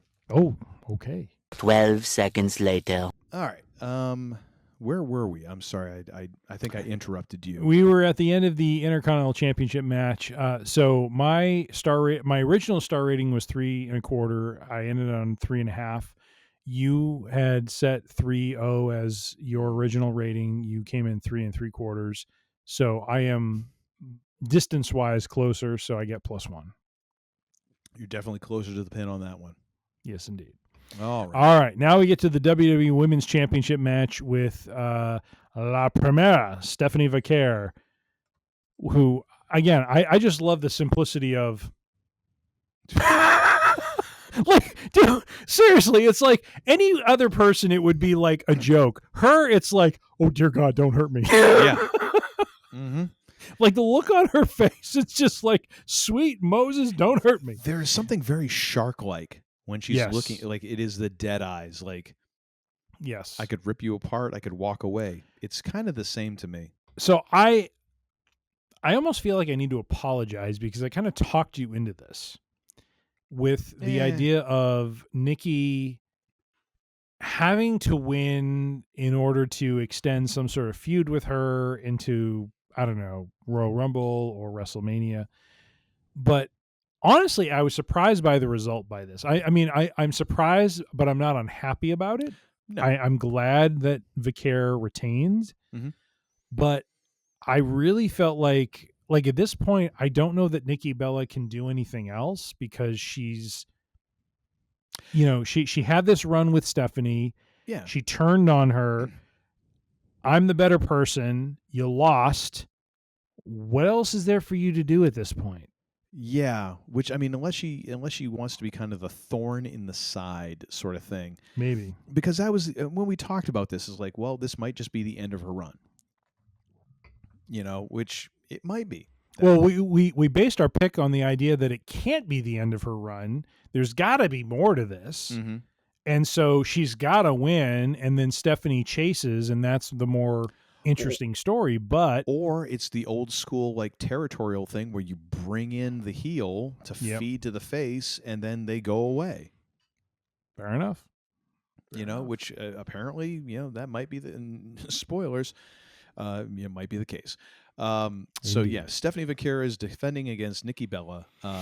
Again, just to emphasize, Steph walking down that LED hall is absolutely you hit it on the nose, badass. My friend. You hit it on the nose. I will say, however, as she's walking to the ring, and I can't. This is no shade. I just want to say I am firmly Team Vaquera. Her walking to the ring, she did break character a little bit, and you could tell she was looking around like, holy shit. Mm-hmm. This is kind of cool.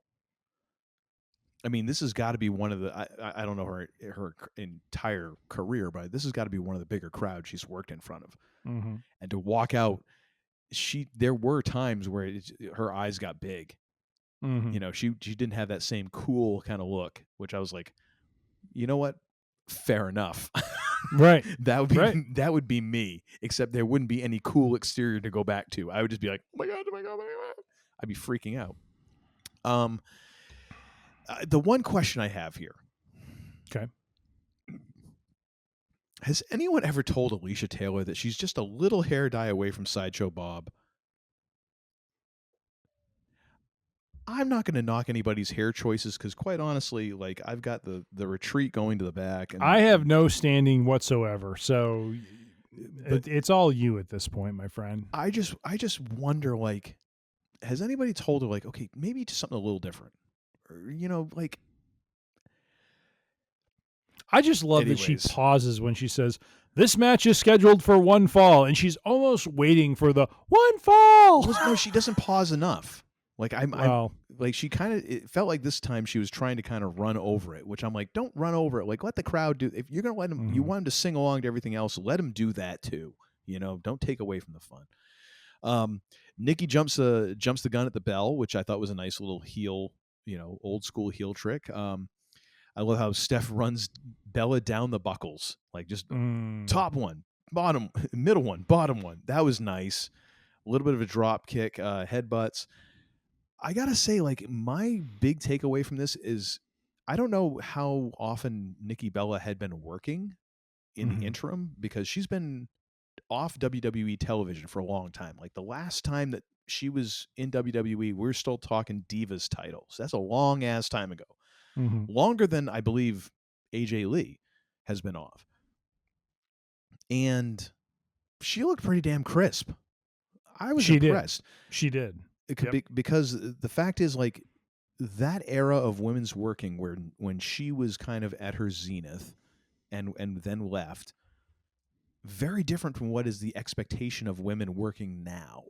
And then you put her in a ring with someone like Stephanie Vaquera, who I feel is like a little bit of an evolutionary step forward in some ways, and can be a difficult person for others to work with because she's just different enough in her pacing and her moveset and all of the things that she does that, like, we've seen some of those hiccups where it doesn't necessarily gel. I feel going forward, she is the way that it's going to work. That, like, this is the path forward. This is the way. I feel like it's going to be a little while for everyone else to figure out how to work with her, because it's almost like, oh, okay, this is a little different than everybody else. Nothing wrong with that. But given those circumstances, man, she actually did pretty damn well in this match. Like, there's some nits to pick, and there's some things that people picked on, but damn, I was actually impressed with how well she kind of hung in there and managed to work with her. I did think that there was a moment when Nikki Bella delivered a spine buster, and I felt like somewhere out in the world, Arn Anderson detected a disturbance in the force and just was like, because it did feel like it was crisp and nasty, which was one of those things that a lot of spine busters can lack since Arn and Ron Simmons have retired. I felt like Nikki managed to deliver one that was pretty good. That was nice. Yeah. Man, those dragon corkscrew leg things just look terrible every time. And the fact that those people can still walk around, I guess, is tribute to just how she knows how Stephanie to make it look vicious, and then the opponent knows how to sell it. Yes. We get an SVB, a Bella kickout. We get the rack attack for 2. The Devil's Kiss on the announce table. This is the one part that I feel like Nikki didn't do herself any favors. She definitely didn't do the traditional sell that everybody else has done with like the flailing arms. I thought she did. Not really. She kind of had her. It was weird. I saw her arms kind of like doing that rotation that they typically do. Oh, I didn't notice that. But then again, on the announce table, it's weird anyways because it's a weird setup. And the thing I noticed is after it was done, like Stephanie Vaquero looked like she was in pain. Like when she rolled out, she's like, yeah, grabbing her knees. And Nikki really didn't sell it that much because she was back up and moving like regularly pretty quickly afterwards, which should have been a bigger sell. We get another one in the ring for good measure. I love when she goes into the Devil's Kiss, though. It's once again the. Oh yeah, and then Wade Barrett going on and on and on about the Devil's Kiss kind of gives me flashbacks to the King Jerry Lawler back in the days. With puppies. It was like it's this generation's version of it. Was like 3 events ago, 3 PLEs ago, that Wade Barrett went way far than he needed to, and he recognized it afterwards. He's like, "Yeah, I'm gonna shut up now." But he's gotten mileage out of that because anyone who heard that was like, "Is Wade gonna go crazy again? Is he gonna go loco on this one?" That's funny. So we get another Devil's Kiss in the ring for good measure. We get the corkscrew splash. Stephanie retains. And what are you going to rate this one, sir? So let me just look at my notes real quick. I gave this 3 1/4 stars. This was better than I thought it was going to be. Mm-hmm. Nikki looked very competent in the ring. Like I said, I was expecting this to be a match where Nikki was going to get some chicanery, some advantage over Stephanie, steal the win, steal the belt, and this would become a Stephanie pursues her until like Royal Rumble or WrestleMania, and then gets it back. Yeah. I thought Nikki looked better in the ring than I was expecting her to, given the fact that she's well beyond having a career at this point. So that's why I gave it 3 1/4. I thought it was better that way. I did have, it was funny. My kids were kind of losing interest, not because it was a women's match, but just, they were kind of like, yeah, I'm kind of done with the event. I think they were mostly looking forward to Cena. But when I showed them Stephanie doing the spiral tap, they were like, whoa, they didn't refer to it as that anymore. They didn't. No, it's corkscrew splash. Yes, which kind of sucks because I think spiral tap sounds better. It does, and it again, it's one of those moves where you look at her, and even though she's starting and ends with her, back to her opponent, you're like, how did she end up that way, given all the twists and turns that she does? And so that's the thing that kind of blew them away. And so, no, I thought overall, like the pacing of the match, the structure of the match was good.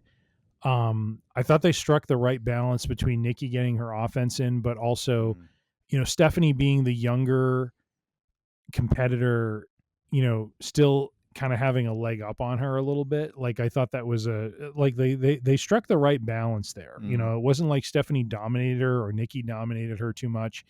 It was balanced, and Stephanie gets in the Devil's Kiss both in the ring and on the announcer table. And so overall, I just thought it was a good, kind of middle of the event match for the women's championship. So I gave it 3 1/4. What was your rating? I gave it 3 3/4. Really? Okay. I what put it over the top for you? I mean, it wasn't over the top. I mean, it was nothing special. It was a decent match. I think it was just the fact that it was.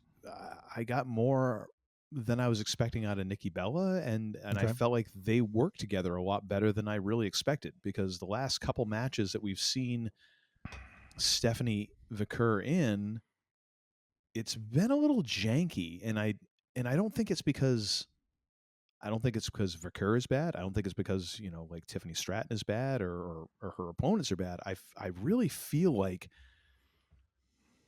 Stephanie Vicker is a slightly different style that is going to take everyone else a little bit of time to get used to. But once they do, it's going to add a lot more. I feel like her influence is going to bring the women's game a little bit further ahead. You know what I mean? Mm-hmm. It's just going to be a little bit in between there where people are like, oh, okay, well, that's different. Yeah. That's not how it normally works with everyone else, because her pacing feels a little different. And the fact that Nikki Bella was able to hang in there was impressive to me. Yeah. Maybe I'm being a little optimistic. I don't know. Sure. Why not? It happens every so often. Well, yeah. Given the distance, I will get the point for the, because we were wrong on the winner. Yes. Both of us. We both said Nikki Bella. Mm-hmm. I was a little bit closer in the star rating, so I'll get the +1 on that. Mm-hmm. All right. I hate to do it, but I'm going to have to request another 30-second timeout. Fair enough. I'll be back. All right. A few minutes later. All right, here we go. Last match of the evening, last beverage of the evening. We have, hang on a second. Let me pour this, because I want you to do the proper introduction. There we go. Good to last drop. Last match of the night is the men's War Games match. Thank you so much. It's like you fulfilled your duty, sir. Even with the friggin' headphones away, that is loud as hell. I take that as a compliment. Good on you. So you. does William Regal. Getting that one right from the diaphragm. So yes, I'm not sure what you were doing. Some sort of puff toad sort of thing going on there, but he's a man. I just go back to that freaking the rib that they played on him. Yes. Yes. Oh my gosh, so good, so good. The fact that he got it and then the crowd got it was. Oh yeah. So I gotta say, like, CM Punk coming in first for the faces, I was like, if I'm CM Punk, there's no way I'm going in first. Like, no way. Like, put me in later. Like, I think, but then I had to realize, like, I am not CM Punk, and I'm the kind of person, like, I paid my time. Let one of them young kids go in first. And then, of course, wearing a jacket with Stone Cold's broken skull on the back, I was like, perhaps would we get a Stone Cold appearance? Yeah, probably not. I do appreciate the fact that instead of the door, he doesn't allow himself to be shown up by his wife. He climbs the cage to get in, which was lovely. Mr. Lee. And of course, we got way more Cult of Personality than we normally get here. Like, we got way past the guitar solo. It was great. Then first in for the heels is Braun Breaker, which again then made me text you where I'm like, ain't no way I'm going in first against Braun Breaker if I'm CM Punk. Like, I'm an old ass man. Mm-hmm. Who else wants to go in? Mm-hmm. Don't we have any young bucks? It's Cody, you're going in first. So I think it was very much either in character or made sense that Punk went in first, because I can almost visualize it as him being like, how many times am I going to be in this match? Mm-hmm. I was in it last year. I'm in it this year. Who knows if I'm in it next year? Yeah. Put me out first. Yes. And let me be the grizzled veteran who gets the crap kicked out of him by the young guy. Mm-hmm. And not that it was so one-sided that it was all Breaker all the time, but it was enough that, especially where Breaker was raking his face against, the cage. And then I honestly think it was gimmick blood. It wasn't actually a cut or anything like that, because over time as the match went on, the blood went away. Either that and that's the key to me is, it's gimmicked if as the match goes on and they sweat more and it kind of pours off. Like if it was really a cut on his face, it would have continued to have bled. The only thing I can think of is if, and again, this is like, I think you're probably more right than I could ever be. The only way I could see it being is in one of those moments where we didn't see Punk for several minutes. If he's over by the edge of the cage and you've got someone over there like pressing a gauze pad, to an eyebrow, just being like, okay, let's just, and it was a matter of like, it wasn't one of those blade jobs where someone goes like way friggin' deeper than they should have. Right. And you're like, oh dear God, they're getting a transfusion later. Like, this is ridiculous. Where it was a shallow enough cut where you can staunch it and then you're good to go. But you're probably more right than I am in this situation. I thought it was great because, and I agree, I almost think it's not more character. I think it's actually Phil Brooks. I think it's CM Punk, like the person being like, no, if I'm going to have T-shirts that say best in the world on them, like put me out there. I want to do this. Right. I want to work with Braun. I want to work with the kids. I want to see what I can do. Mm-hmm.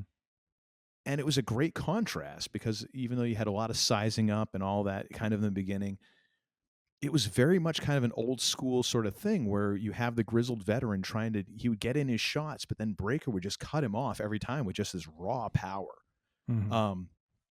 And it made for a very interesting dynamic, where Punk couldn't get ahead. He was just trying to make it, which was perfect for this match, really, that sort of thing. We get Drew McIntyre in next for the heels. No toolbox. I had an unhappy smile face, a frowny face emoji in my notes, as a matter of fact.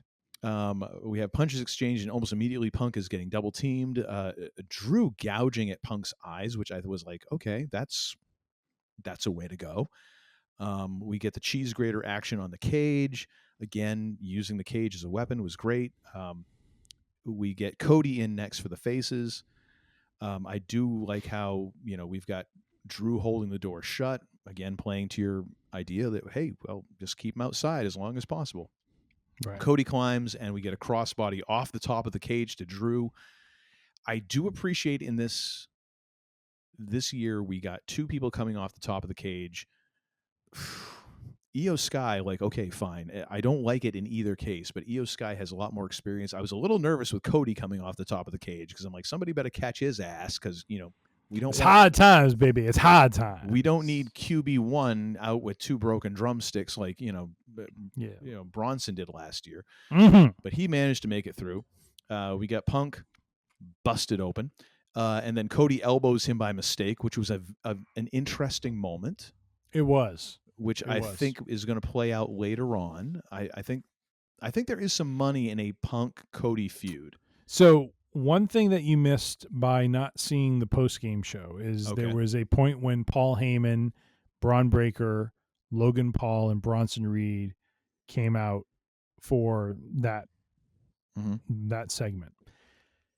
And Paul Heyman said one thing that I think really represented the theme of this event. He said, this was a preview for WrestleMania. And he's not wrong. And he's not in that moment he was talking about the men's match. But I think overall he was talking about the event. Yes. The women, the two matches in the middle, and then the men's event. All of that fell into that comment. Because Vicaire probably going to be champion through WrestleMania at this point.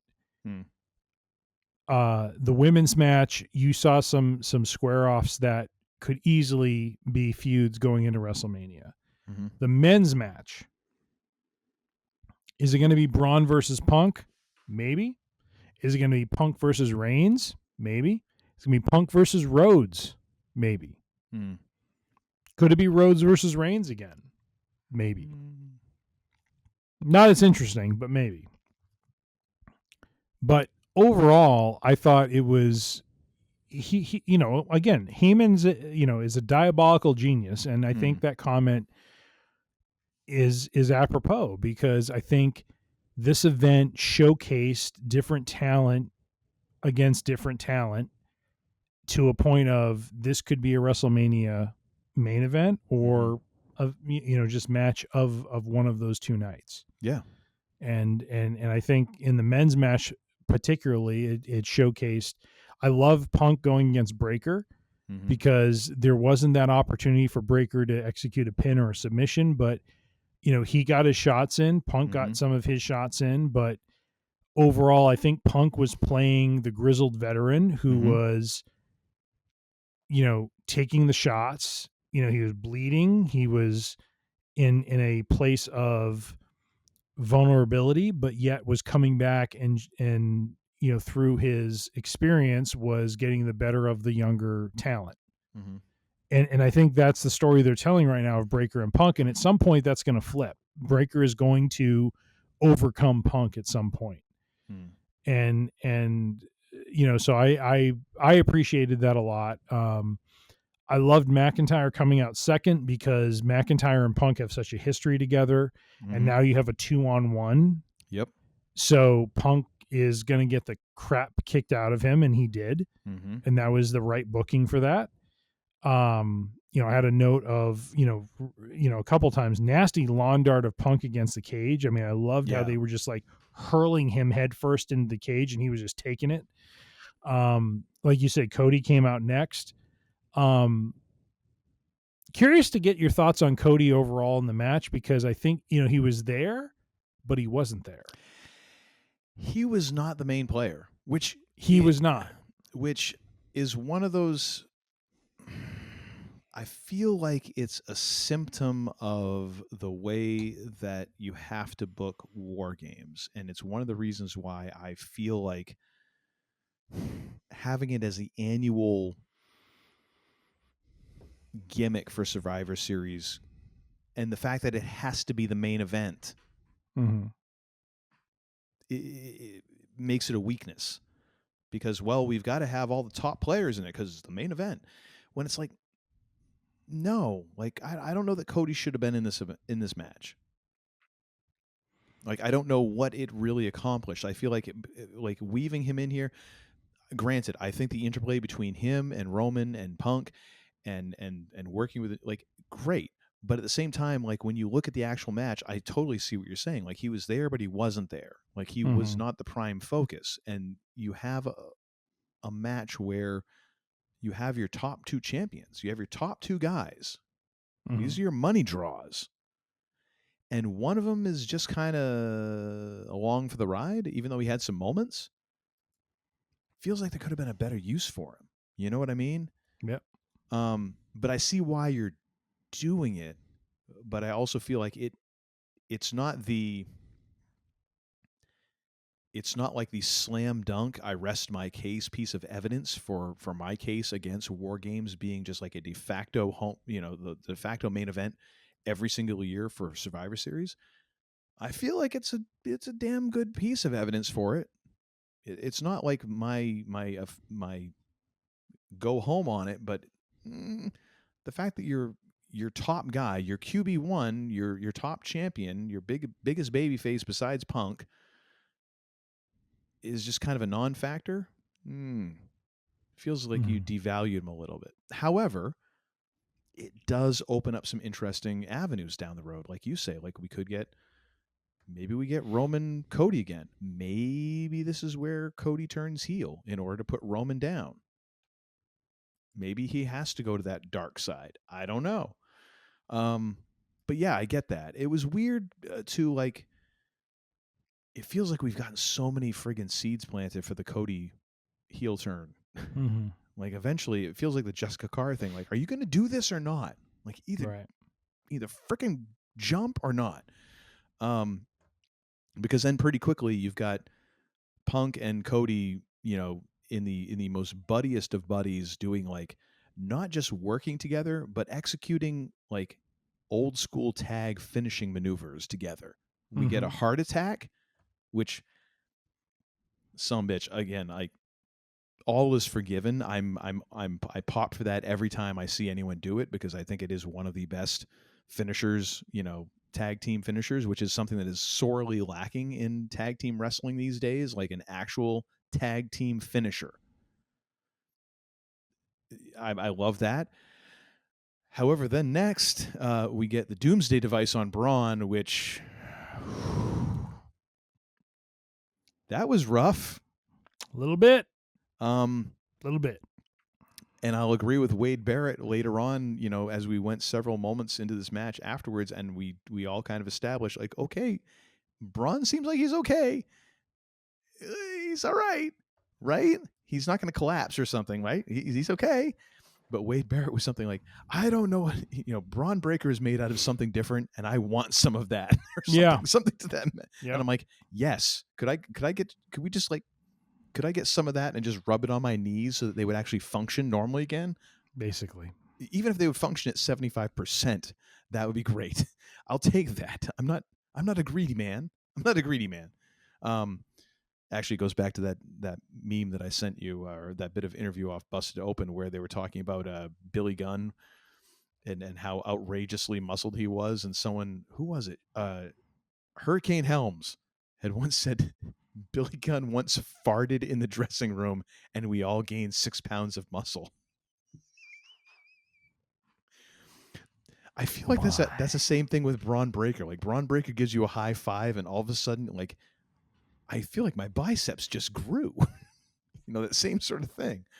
Oh my gosh, that was nasty. And I was so concerned. I'm like, we might have just crippled the freaking future of the WWE. And the fact that they kept the camera off him.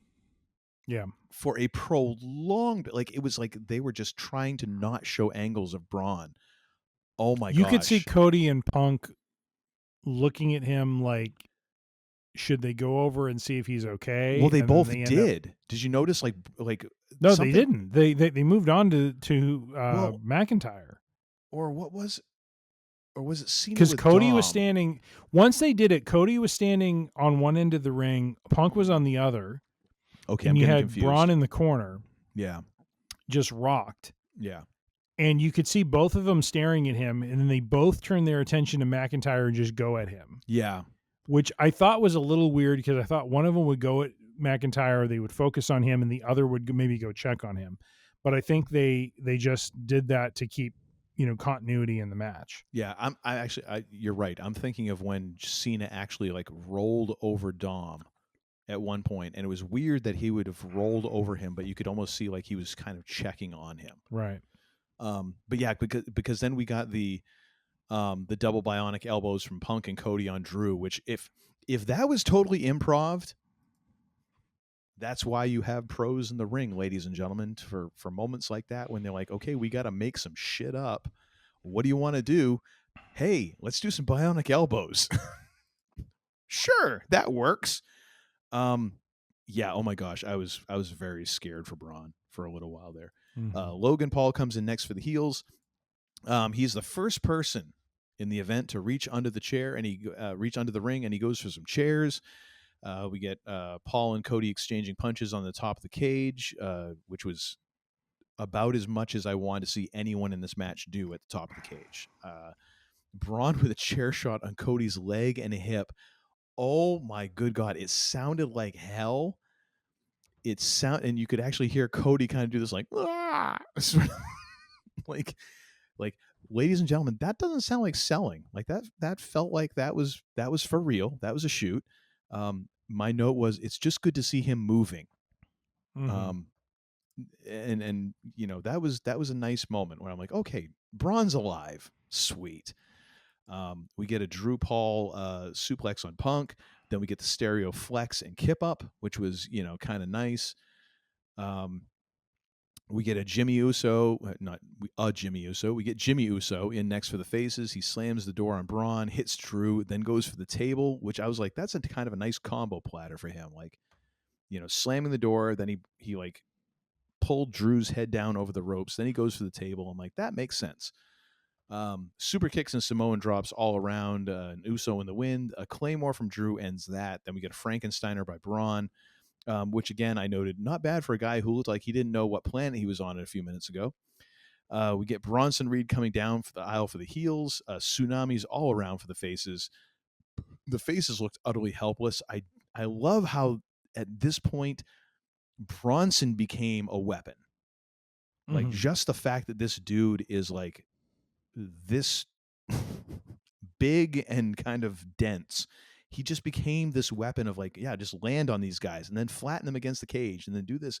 It's like it was like bringing in a weapon that could move, which I was like, that's a great use for this guy. Like it actually made me look at him in a different way. Like, okay, yes, this is believably a guy who should be challenging guys like Roman Reigns, et cetera, et cetera. Then where do we get? We get a little shine moment for Jimmy with his super kicks. Then Reed just flattens the crap out of him. And then, oh dear God, here comes Jey Uso. Fourth in for the faces. He's not yeeting, but he's still taking his sweet ass time to get to the ring. Jey gets a shine with 3 out of 5 of his big moves. Great. Then we get a moment when we take out the heels, and I'll read this. Oh shit, so we've run the fracking song back in the middle of the match. Somewhere corny just put a bottle of Sprite through his TV. I kind of like, I envision Corny doing what Mickey does in like Rocky 2 when he sees the press conference with Creed. And Creed's calling, Rocky a bum or whatever it is. And Mickey just like throws whatever soup he's eating at the, like, bah! Like that's what I see happening. I just hated this because we were texting back and forth and talking about just kind of the level of violence and the intensity in this match. And then here you just shat all over it. And I get why they're doing this. The whole running back thing. Well, on the one hand, the running back thing felt out of place, but on the other hand, it was like, as I call it, quote unquote, the levity before Lesnar. You know what I mean? It was like when they bring out the sorbet, and I've never been at a meal where they do this because I'm not fancy like this. The man they call Tim probably has, because you operate in the upper echelons of society. Oh, stop. When they bring out like a sorbet in between courses to cleanse your palate, like I get it. Like this is the thing that you're doing to kind of, let off the pressure and all that before it's like, and now, ladies and gentlemen, here comes the ass kicking. But still, I hated it. I friggin' hated it. Yeah. But then we get Brock Lesnar in last for the heels with Paul Heyman waddling along beside him. We get the statistics that this is Brock's first War Games match and his first match on a team of any kind in 24 years. Yeah. Suplexes for everyone because, he's a giver. It kind of looks like the one comment I have here is it kind of looks like Brock has been skipping leg day for a while. He's got some skinny ass legs coming out of those shorts for someone with an upper body like that. And that he's a genetic freak and all that. And I get it. It's just kind of funny. And I get that it might be like injuries. It might be, whatever. I get that. But it is just kind of funny when you see someone whose like upper body looks like they could just rip you in half, and then their lower body is like, what happened to his calves? But I also get like calves are kind of like those muscles in your body. Like you either have them or you don't. That's it. Like it doesn't matter how much you lift. Those calves aren't really growing that much, and it sucks. But that kind of sucks for him. I love the call that Wade had calling Brock a mass extinction event. Mm-hmm. That was cool. Yes. Brock just F5s everybody. Then Brock gets hold of a chair. My note here is chair shots from Brock Lesnar must really suck. Mm-hmm. Because even if he's going half speed, that's got to hurt. Yeah. I mean, chair shots hurt no matter what. You could be trying to go gentle on someone with a chair shot and it can hurt. But Brock Lesnar, like just teeing off on you, even if he's like, oh, I'll take care of him, that's still going to relocate at least half your vertebrae. Oh. I feel like when he did the belly to back suplex on Punk, that when you see Punk land, he grabs his head. And I think it's because both he and Lesnar like smacked heads as he was doing that move. Mm-hmm. And I'm just like, holy crap. Like what must it be like to get thrown around by that guy? Cause he's got some crazy strength going on. Yeah. And that's the thing. Like, it's almost like one of those things, like you can't be angry at him. Right. Like you can't be angry, like, cause it's like even when he's trying to dumb it down for you, it's still like faster than a lot of other people. It's still more powerful than a lot of people. And it's like he's taking 30% off. Yeah. I think Barrett even said it again. Like another quote he had was like, that's like being locked in a cage with a grizzly bear. Yes. Kind of. Yeah. So then we get Roman coming in last, who again kind of takes his sweet ass time. I do like the idea of Brock coming outside to meet him in the aisle. That was a very interesting twist. And Michael Cole again being very deliberate to say like, well, the match hasn't started, so it's not a forfeit. Like he's found the loophole. Yeah, like at first I was like, why is he stepping out of the cage? He's going to forfeit the match. And then I didn't realize the match or sorry, I didn't realize that applied to the match starting. And I think that's one of those things that I thought nobody that ever was really overall. thought of. Right.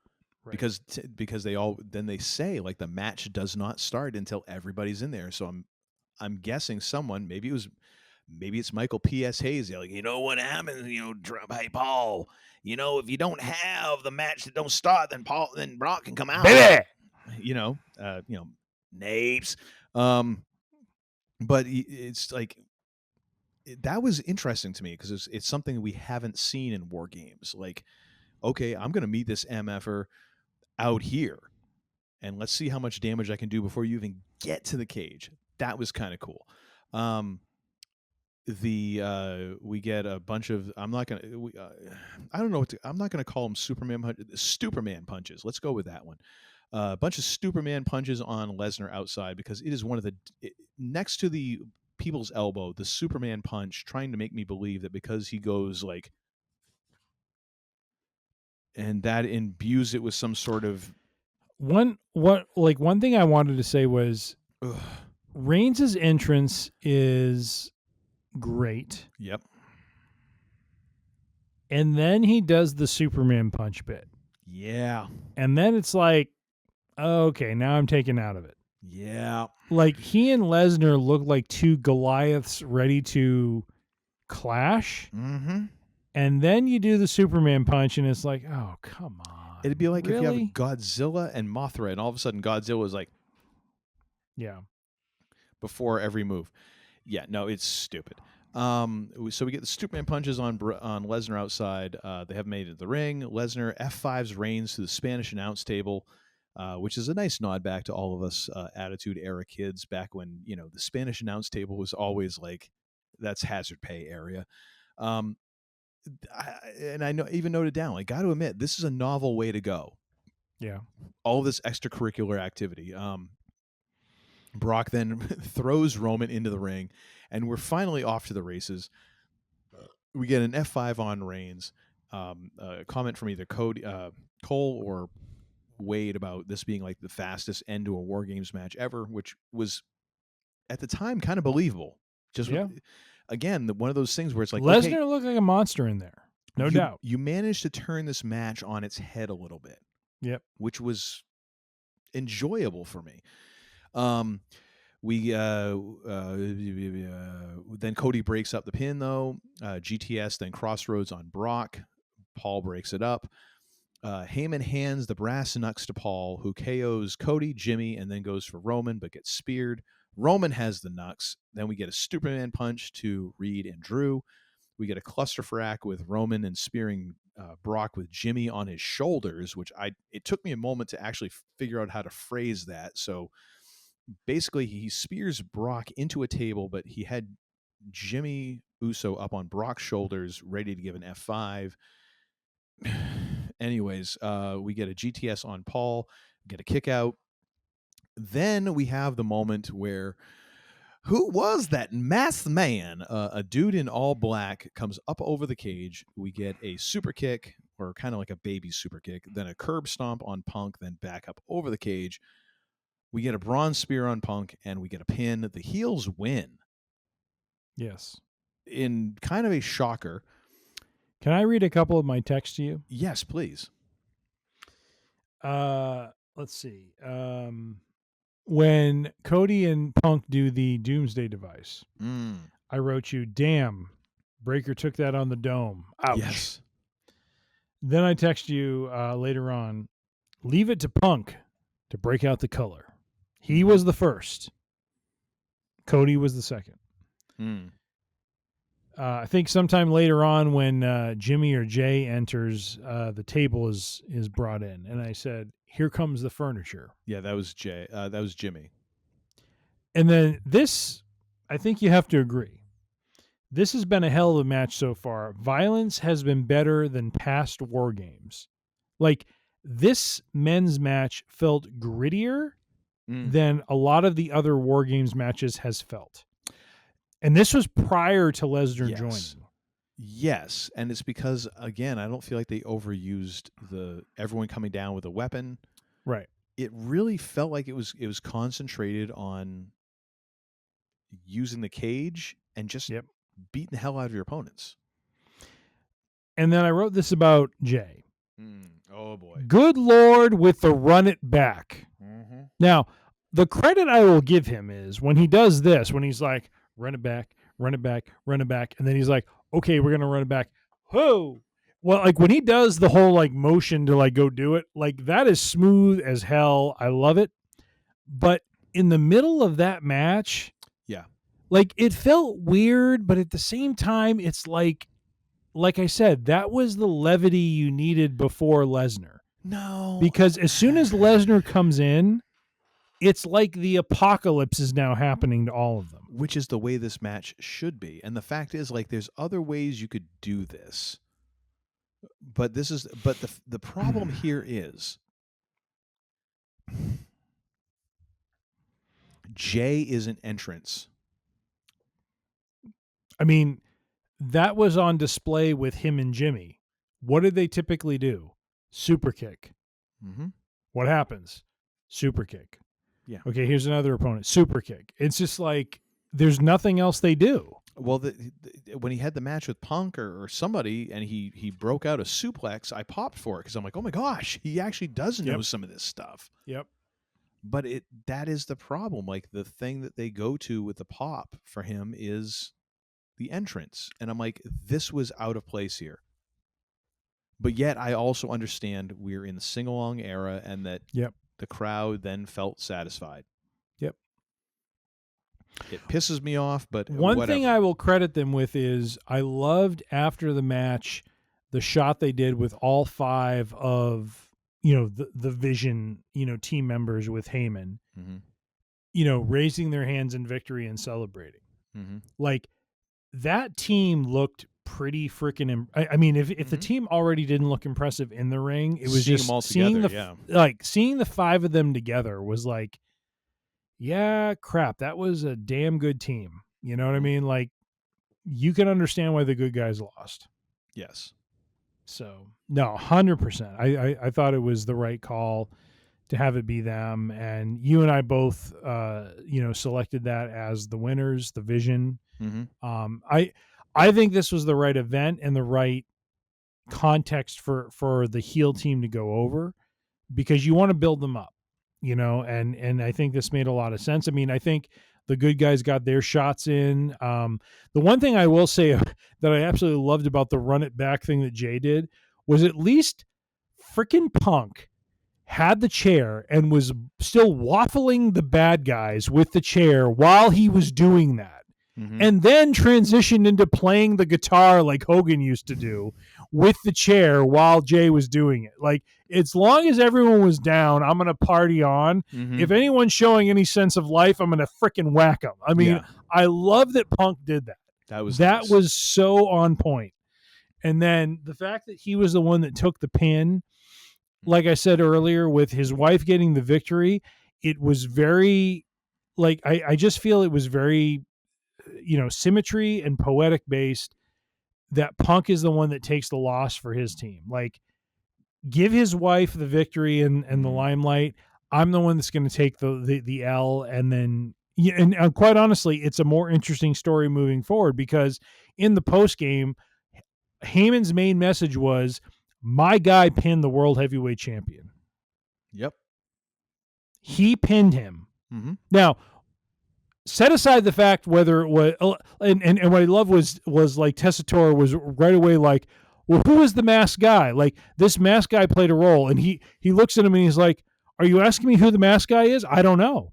Like, he didn't answer the question of, is Breaker really, all that because he pinned him? Mm-hmm. Tessitore was like, well, who's the masked guy? I don't know. I don't know who you're talking about. Mm-hmm.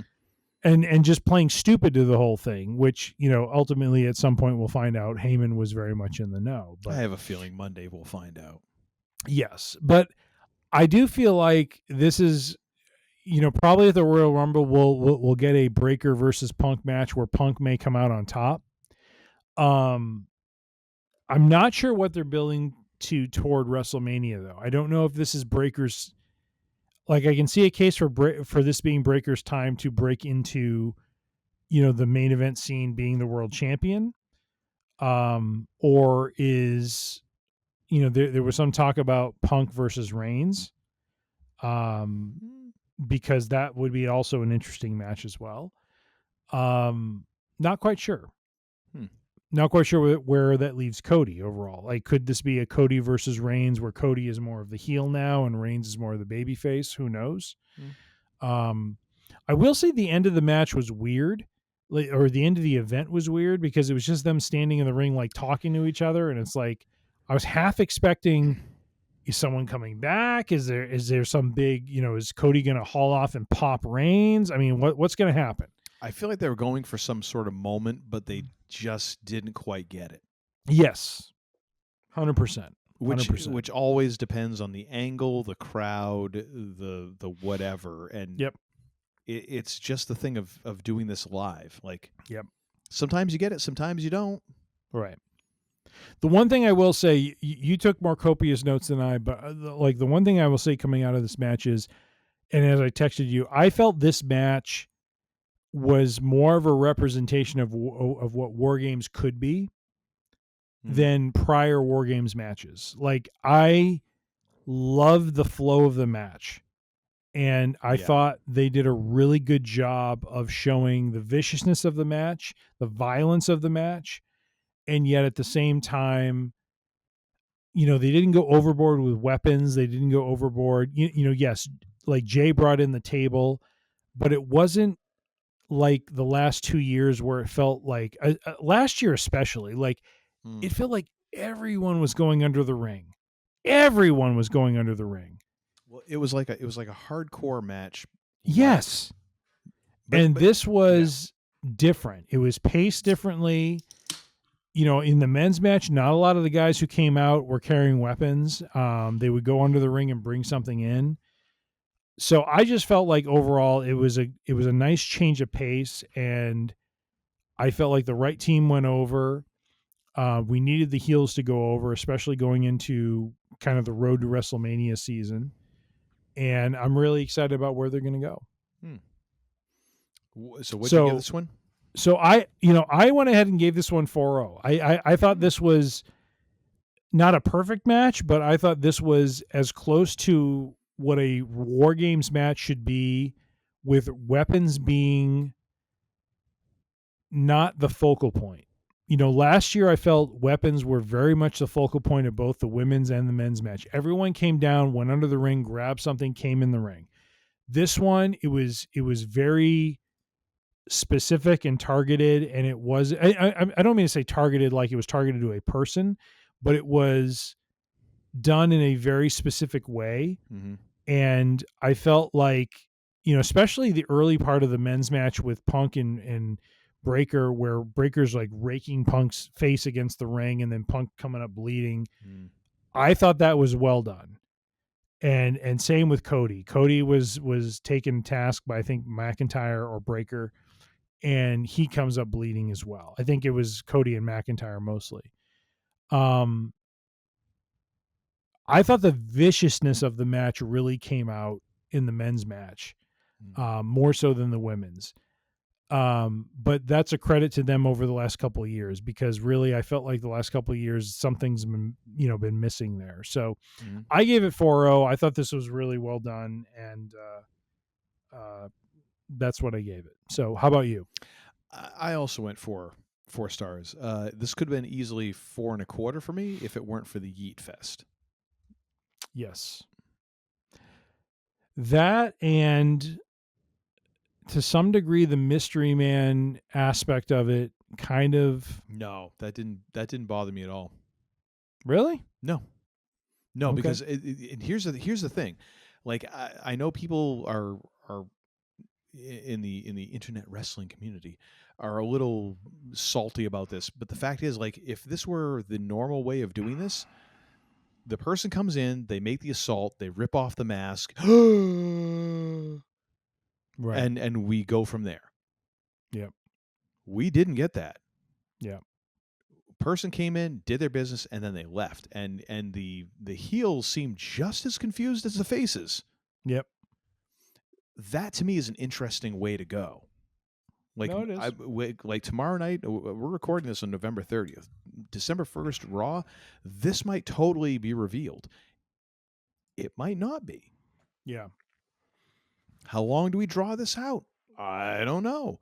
But the fact that they didn't do the normal, like, the person comes in, drops the face, and then stands over them, rips off the mask, and we find out who they are, is the normal trope. The fact that that didn't happen, you have me intrigued. Yes.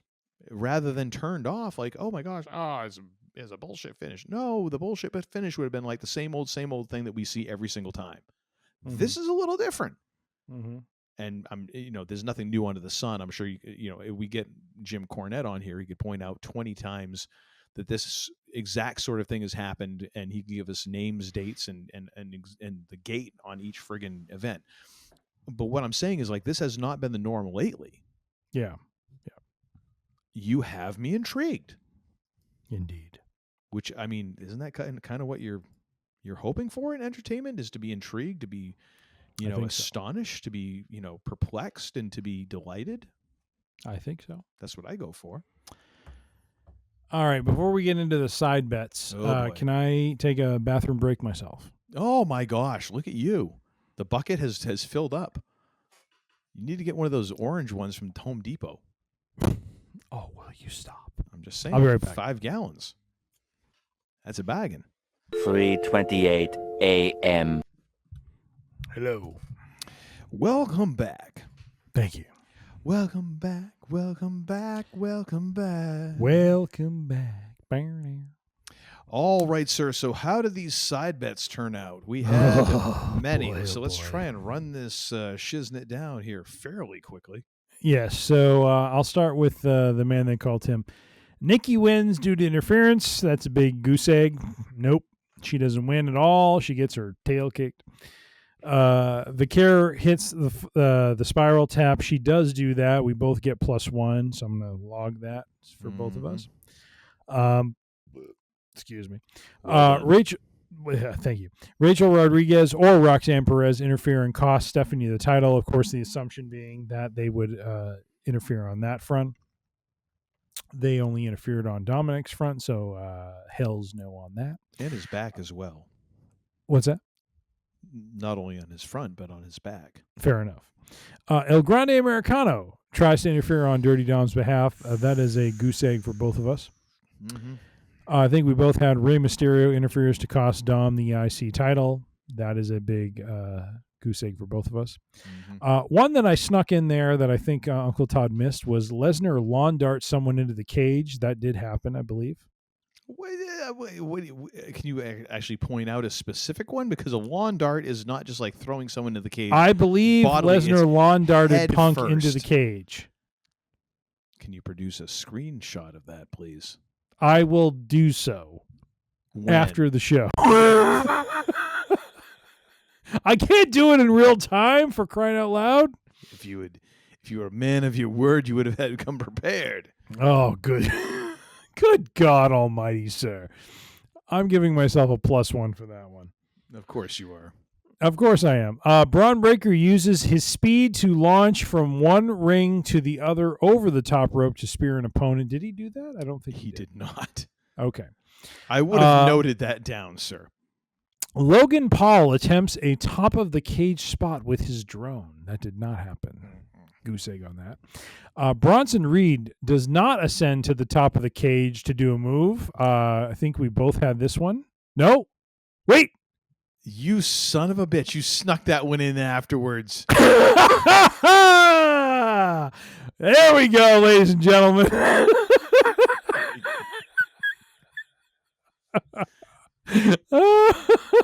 I'm going to remember that when I'm in Chicago. I'm going to kick you square in the nuts as soon as I see you. Right, basically, folks, right on Michigan Avenue. People are going to be like, what's going on?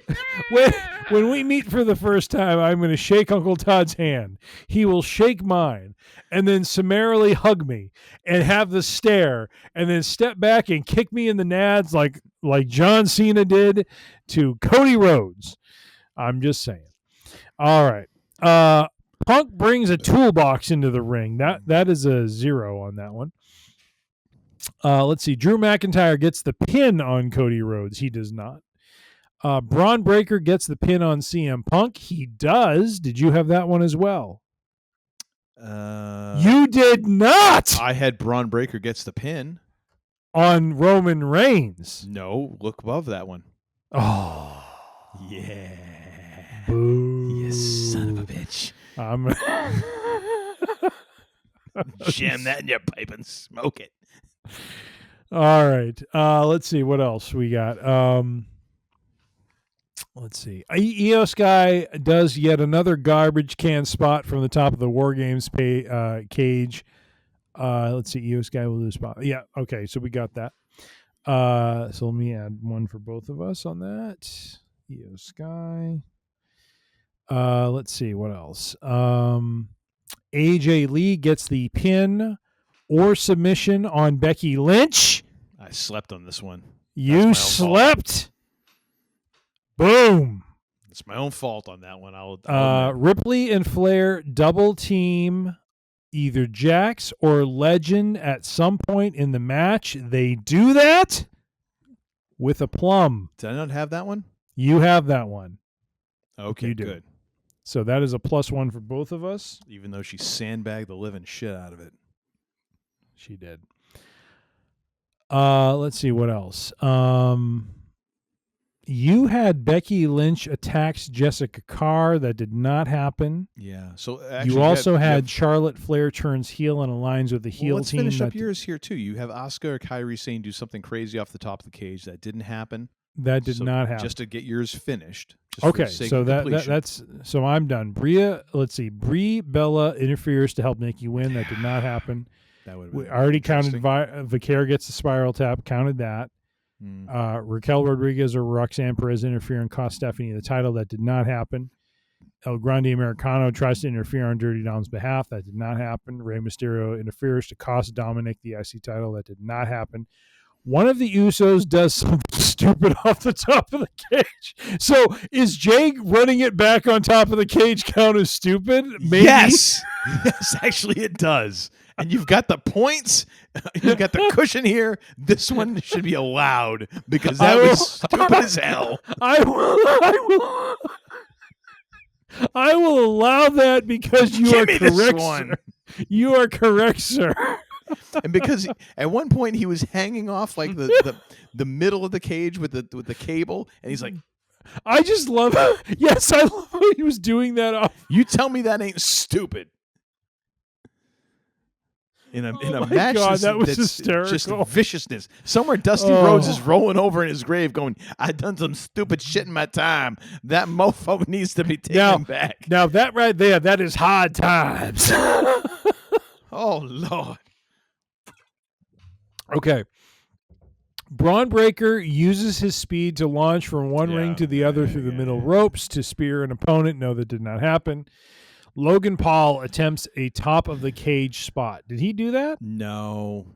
Okay.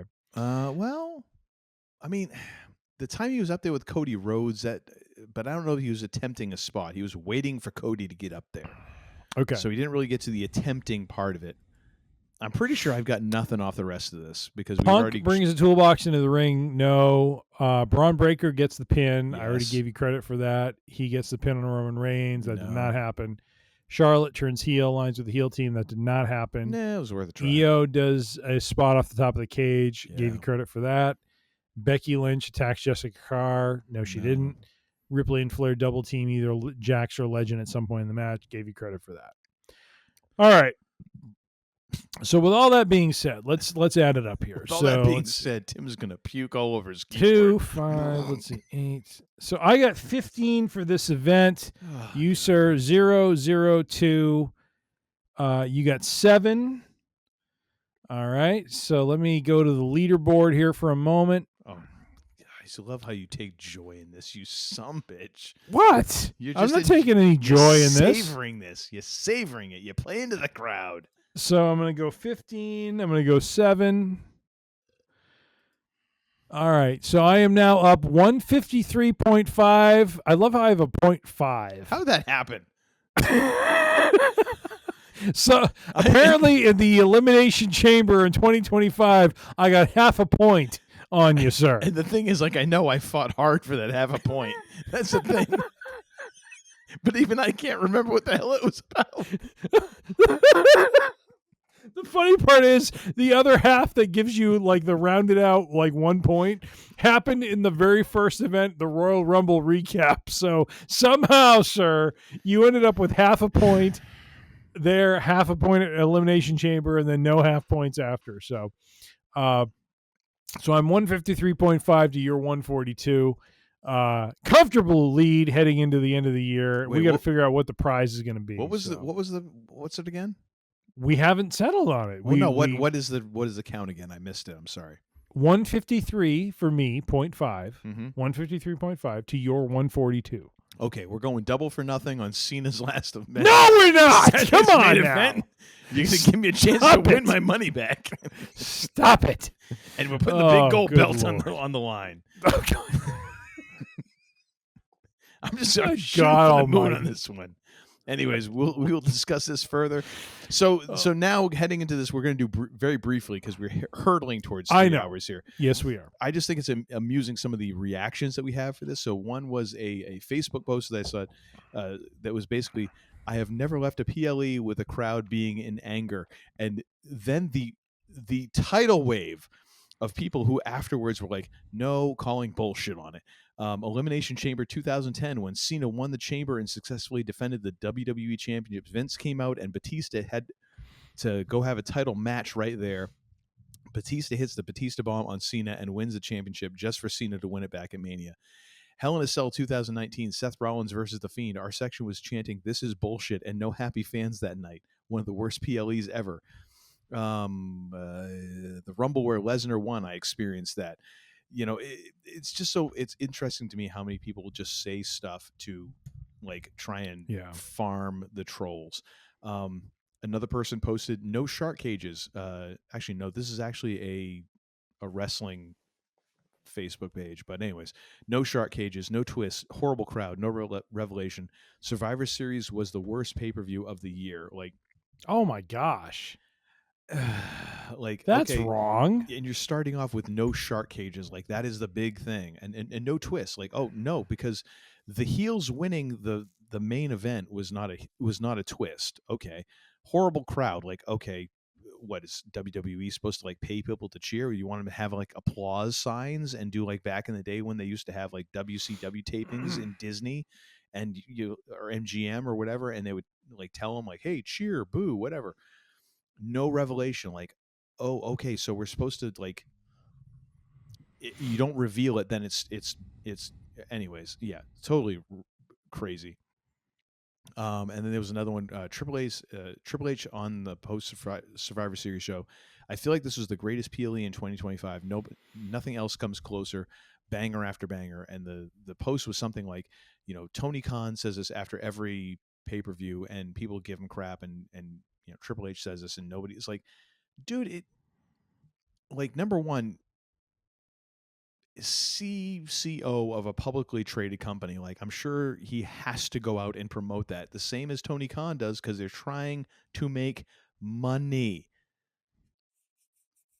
their livelihoods depend on this. So yes, they are going to bullshit you freely and openly and with glee. Like, if you have a chief creative officer who comes out after and is like, yeah, that was the drizzling shits, they're not going to be in that job very long. It's like, get a grip, folks. Like find the middle ground. Like, just enjoy things. Every so often, just enjoy it. Don't have to have a hot take. Like, I feel like we do this podcast, and I feel like we actually manage to not do hot takes. You know what I mean? Like, we don't sit here and try and just run stuff down to get clicks, because we know we're not getting clicks no matter what. You know, that's just the way we are.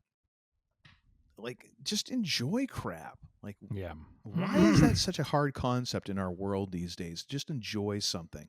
And if you didn't enjoy it, you didn't enjoy it. Move on to the next thing. Mm-hmm. Not everybody has to have a position and a press release issued. Not everybody is waiting for your personal take on things. Yeah. Like, I know that we just talked for almost 3 hours about Survivor Series, and a handful of people will listen to it. Fine. And if I'm actually hoping they just get a laugh out of us being idiots, more so than trying to take our opinions as like gospel. It's just our opinions. It's okay. You didn't like it, you didn't like it. Move on. Yep. You know, like, if you seriously don't like it that much, just unsubscribe to the stuff and don't watch it anymore. I'll tell you right now, folks, like the Riyadh season stuff does not sit well with me. The fact that WWE is so indebted to Saudi Arabia does not sit well with me. Mm-hmm. It is a tension that I decide to hold right now for my own entertainment purposes, and I don't have a great way of defending it. I will say that I feel like that there is a possibility that we are hurtling towards a point where WWE will be sold to the Saudi Sovereign Wealth Fund, or whatever the frack it's called. The day that happens will be the last day I watch WWE. I'll say that right now. When that finally happens, then I have no more excuses. Right now, I have enough that I can at least get away with it. But draw your own lines. Just enjoy crap. And if you don't enjoy it, then turn the channel. Mm-hmm. You know? It's so friggin' frustrating. Anyways, any more thoughts on this, sir? Because I just went on my soapbox. No. I mean, I think, you and I were texting a little bit after the event. Who was the mystery man? I threw out there Austin Theory, because there were rumors that he would join the Vision at some point. There was also, I threw out Chris Jericho. I love you astutely pointed out there is no way Jericho vaults up the cage and down as quickly as that guy did. No. And you are correct. Unless they do a body double, in which case, if they reveal him on Monday as like the masked man, it's like, then people are going to poop all over that, because even casual fans like, no. Yeah. That ain't happening. I think the other person I mentioned was just based on, kind of when the masked man kind of landed in the ring, had a very similar kind of stature to Solo Sikoa. Which wouldn't make any sense at all. I didn't feel like he was as stout. Solo was very stout. He seemed like the other thing is too, like, because he was completely covered from head to toe, you can mask bulk the way he was dressed. You know what I mean? Like that's the thing that stood out to me, was he kind of seemed bigger, and that's what I was kind of working off of when I said Solo, but it doesn't mean that's what his real body type is. You know what I mean? Yeah. The one that I saw was kind of intriguing, and it was someone who had like a shot of the face. And of course the face was completely covered, and then they had black, makeup around here, almost like the superhero thing around a mask. Right. Ron Killings. Which even then, I'm like, I know Ron is athletic as hell at 50-something years old. I don't know that Ron's getting up over that cage and then back out over that cage that quick. Yep. That to me is like, that's a young mofo who's doing that. Which is why I look at it, I'm like, I think Austin Theory. I think you're right. Is the person. I've been reading more articles today that are corroborating that story, so we will see. All right. We'll see if something's revealed on Monday night or not. We shall see. And it'll be old news by the time this goes to, I was going to say print, but it's not print by the time it goes live. So there we go. What do you got for and another thing for this episode, sir? My and another thing is, what's your story with Stephanie McMahon? I know that sounds like a duplicate from prior episodes, but this one is with guest AJ Lee. Oh, and it is very interesting, especially because they address up front a kind of Twitter beef that the two of them had back 10 years ago in 2015, maybe 2014, but no, I mean they kind of address it up front, and then from there it goes into very interesting and compelling, kind of story from AJ Lee about her journey and struggles with mental health and therapy and that sort of thing, and I just thought it was really well done. So I would just highly recommend you listen to it. Stephanie McMahon does a great job, I think, overall with her podcast. We talked about the Paul Heyman episode. This is, I think, the episode that has followed that, where there's been a guest, and again, it's very interesting, very compelling. So I would just if you're a wrestling fan, you enjoy this sort of thing, I would highly recommend you check it out. Nice. How about you, sir? I'm gonna go with this is one I had in the shoot for last week, and I completely forgot to insert it, and then I wound up kind of piggybacking on your Revolutionary War tact, which I'm not unhappy about because managed to drop a few bits of knowledge in there. But I'm going to go with the One More Time EP from Aerosmith and Youngblood. Aerosmith very famously, I believe last year, retired from touring. I think mostly because, Steven Tyler kind of realized that he could not, he just couldn't hack touring anymore. Yes. Vocally could not do it. And of course, Joey Kramer, the drummer for Aerosmith, I think didn't even play on this tour. Like, I think he was just physically unable to as well. So to see all of a sudden this, EP pop up on Apple Music, I was like, say what? It was kind of recorded in the time either right before or right after Aerosmith kind of called it quits abruptly. Dude, I've listened to this a few times. This is really fracking good. And Youngblood is a cat who he performed as part of the Aussie tributes and stuff like that. And his video, his song in particular, I sent to the guys I'm in a band with, and I was like, you know what, the kids are gonna be okay. Like, people keep on declaring the death of rock and roll every couple of years. And, young kids keep coming in and managing to do some different stuff. And this guy seems like he's steeped in stuff, like to the point where when him and Steven Tyler are trading back and forth verses, there are times when I get a little confused. And I'm like, this is a guy who has listened to a lot of Aerosmith and is able to mimic. And Steven Tyler, is he at the top of his game? No.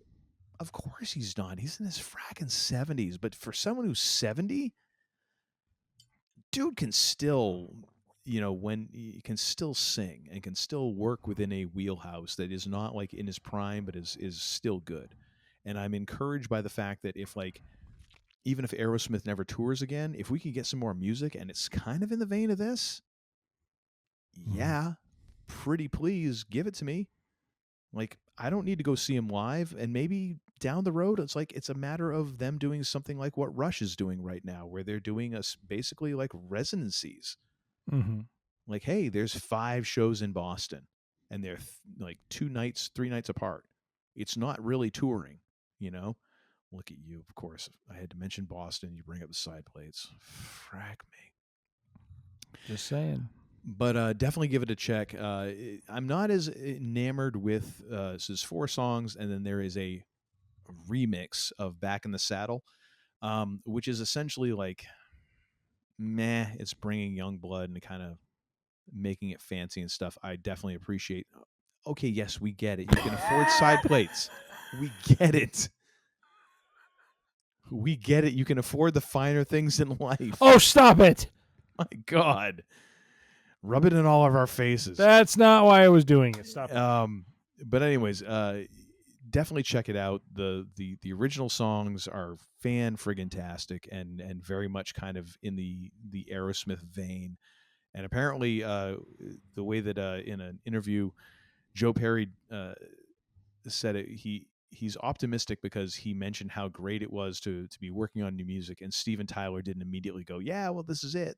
And, so he's like, maybe we'll do some more music. So if we get more Aerosmith out of this, I'm all for it. So definitely check out Aerosmith and Youngblood One More Time EP on, Nice. I'm linking it to Apple Music, but find it wherever you can. And if you can find physical media, go for that as well. No one can take that away from you then.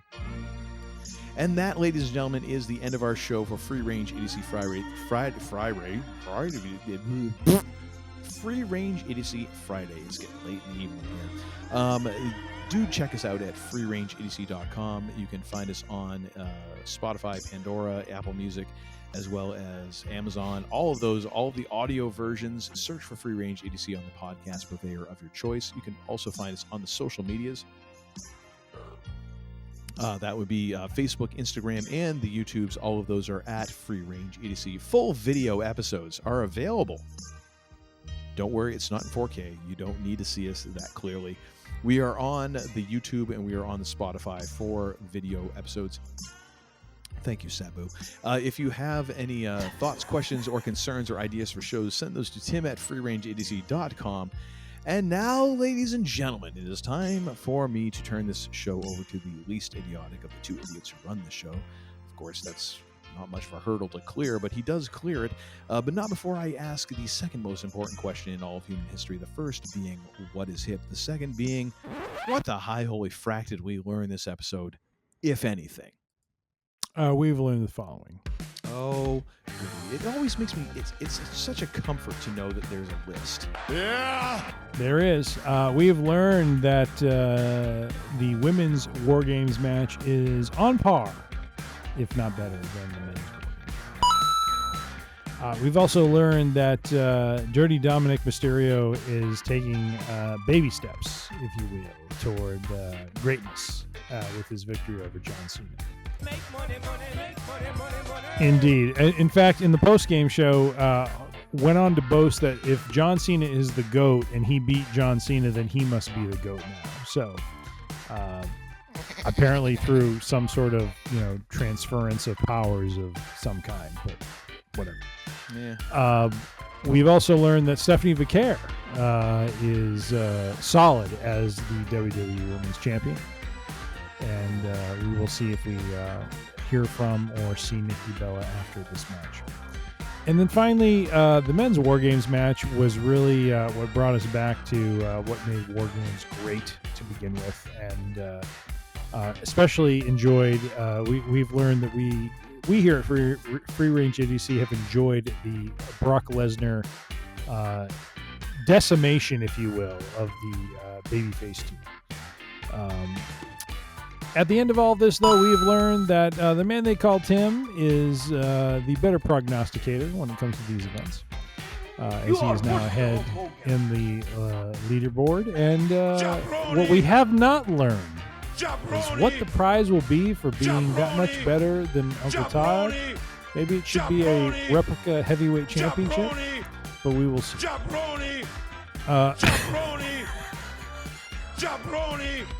We've also learned that the man they call Tim is skilled in weaving inside bets that Uncle Todd is not aware of so as to get the advantage upon him. Yes, thank you, Shiki. I noticed the frequency went up as soon as... What the heck? You set it on a loop or something? Oh my God. Stop it. We've also learned that the fans who are not happy with Survivor Series need to go get a life because this was a great event, a great venue, And come on now, folks. This was a good event overall and is a preview, as the Oracle Paul Heyman has said, into WrestleMania. That is a spoiler. Not necessarily. All that being said, be safe, be healthy, be kind, be good to one another. You don't have to go home, but you can't stay here. The range is closed for now. See ya! I like a Mussolini! Amen. You're such a disappointing pair. I prayed so hard for you. Get out. And don't come back until you've redeemed yourselves.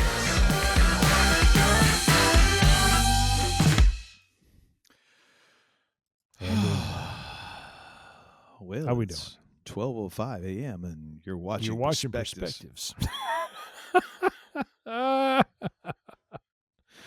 yeah. You know, sorry. I thought we would end early. We didn't. It's times like these. Actually, hang on a second. Let me It's times like these. If you would please fall to your knees. Whoa, okay. Alrighty then. I'm just saying. Well, you know, when some wild-eyed 8-foot-tall maniac grabs your neck, taps the back of your favorite head up against the barroom wall, and he looks you crooked in the eye, and he says, asks you if you paid your dues, you just stare that big sucker right back in the eye, and you remember what old Jack Burton always says at times like that. Have you paid your dues, Jack? Yes, sir. The check is in the mail. And during the few moments that we have left, Ooh! Really? down to earth in a language that everybody here can easily understand. Because, you know, sometimes you just gotta go. Now get the hell out of here!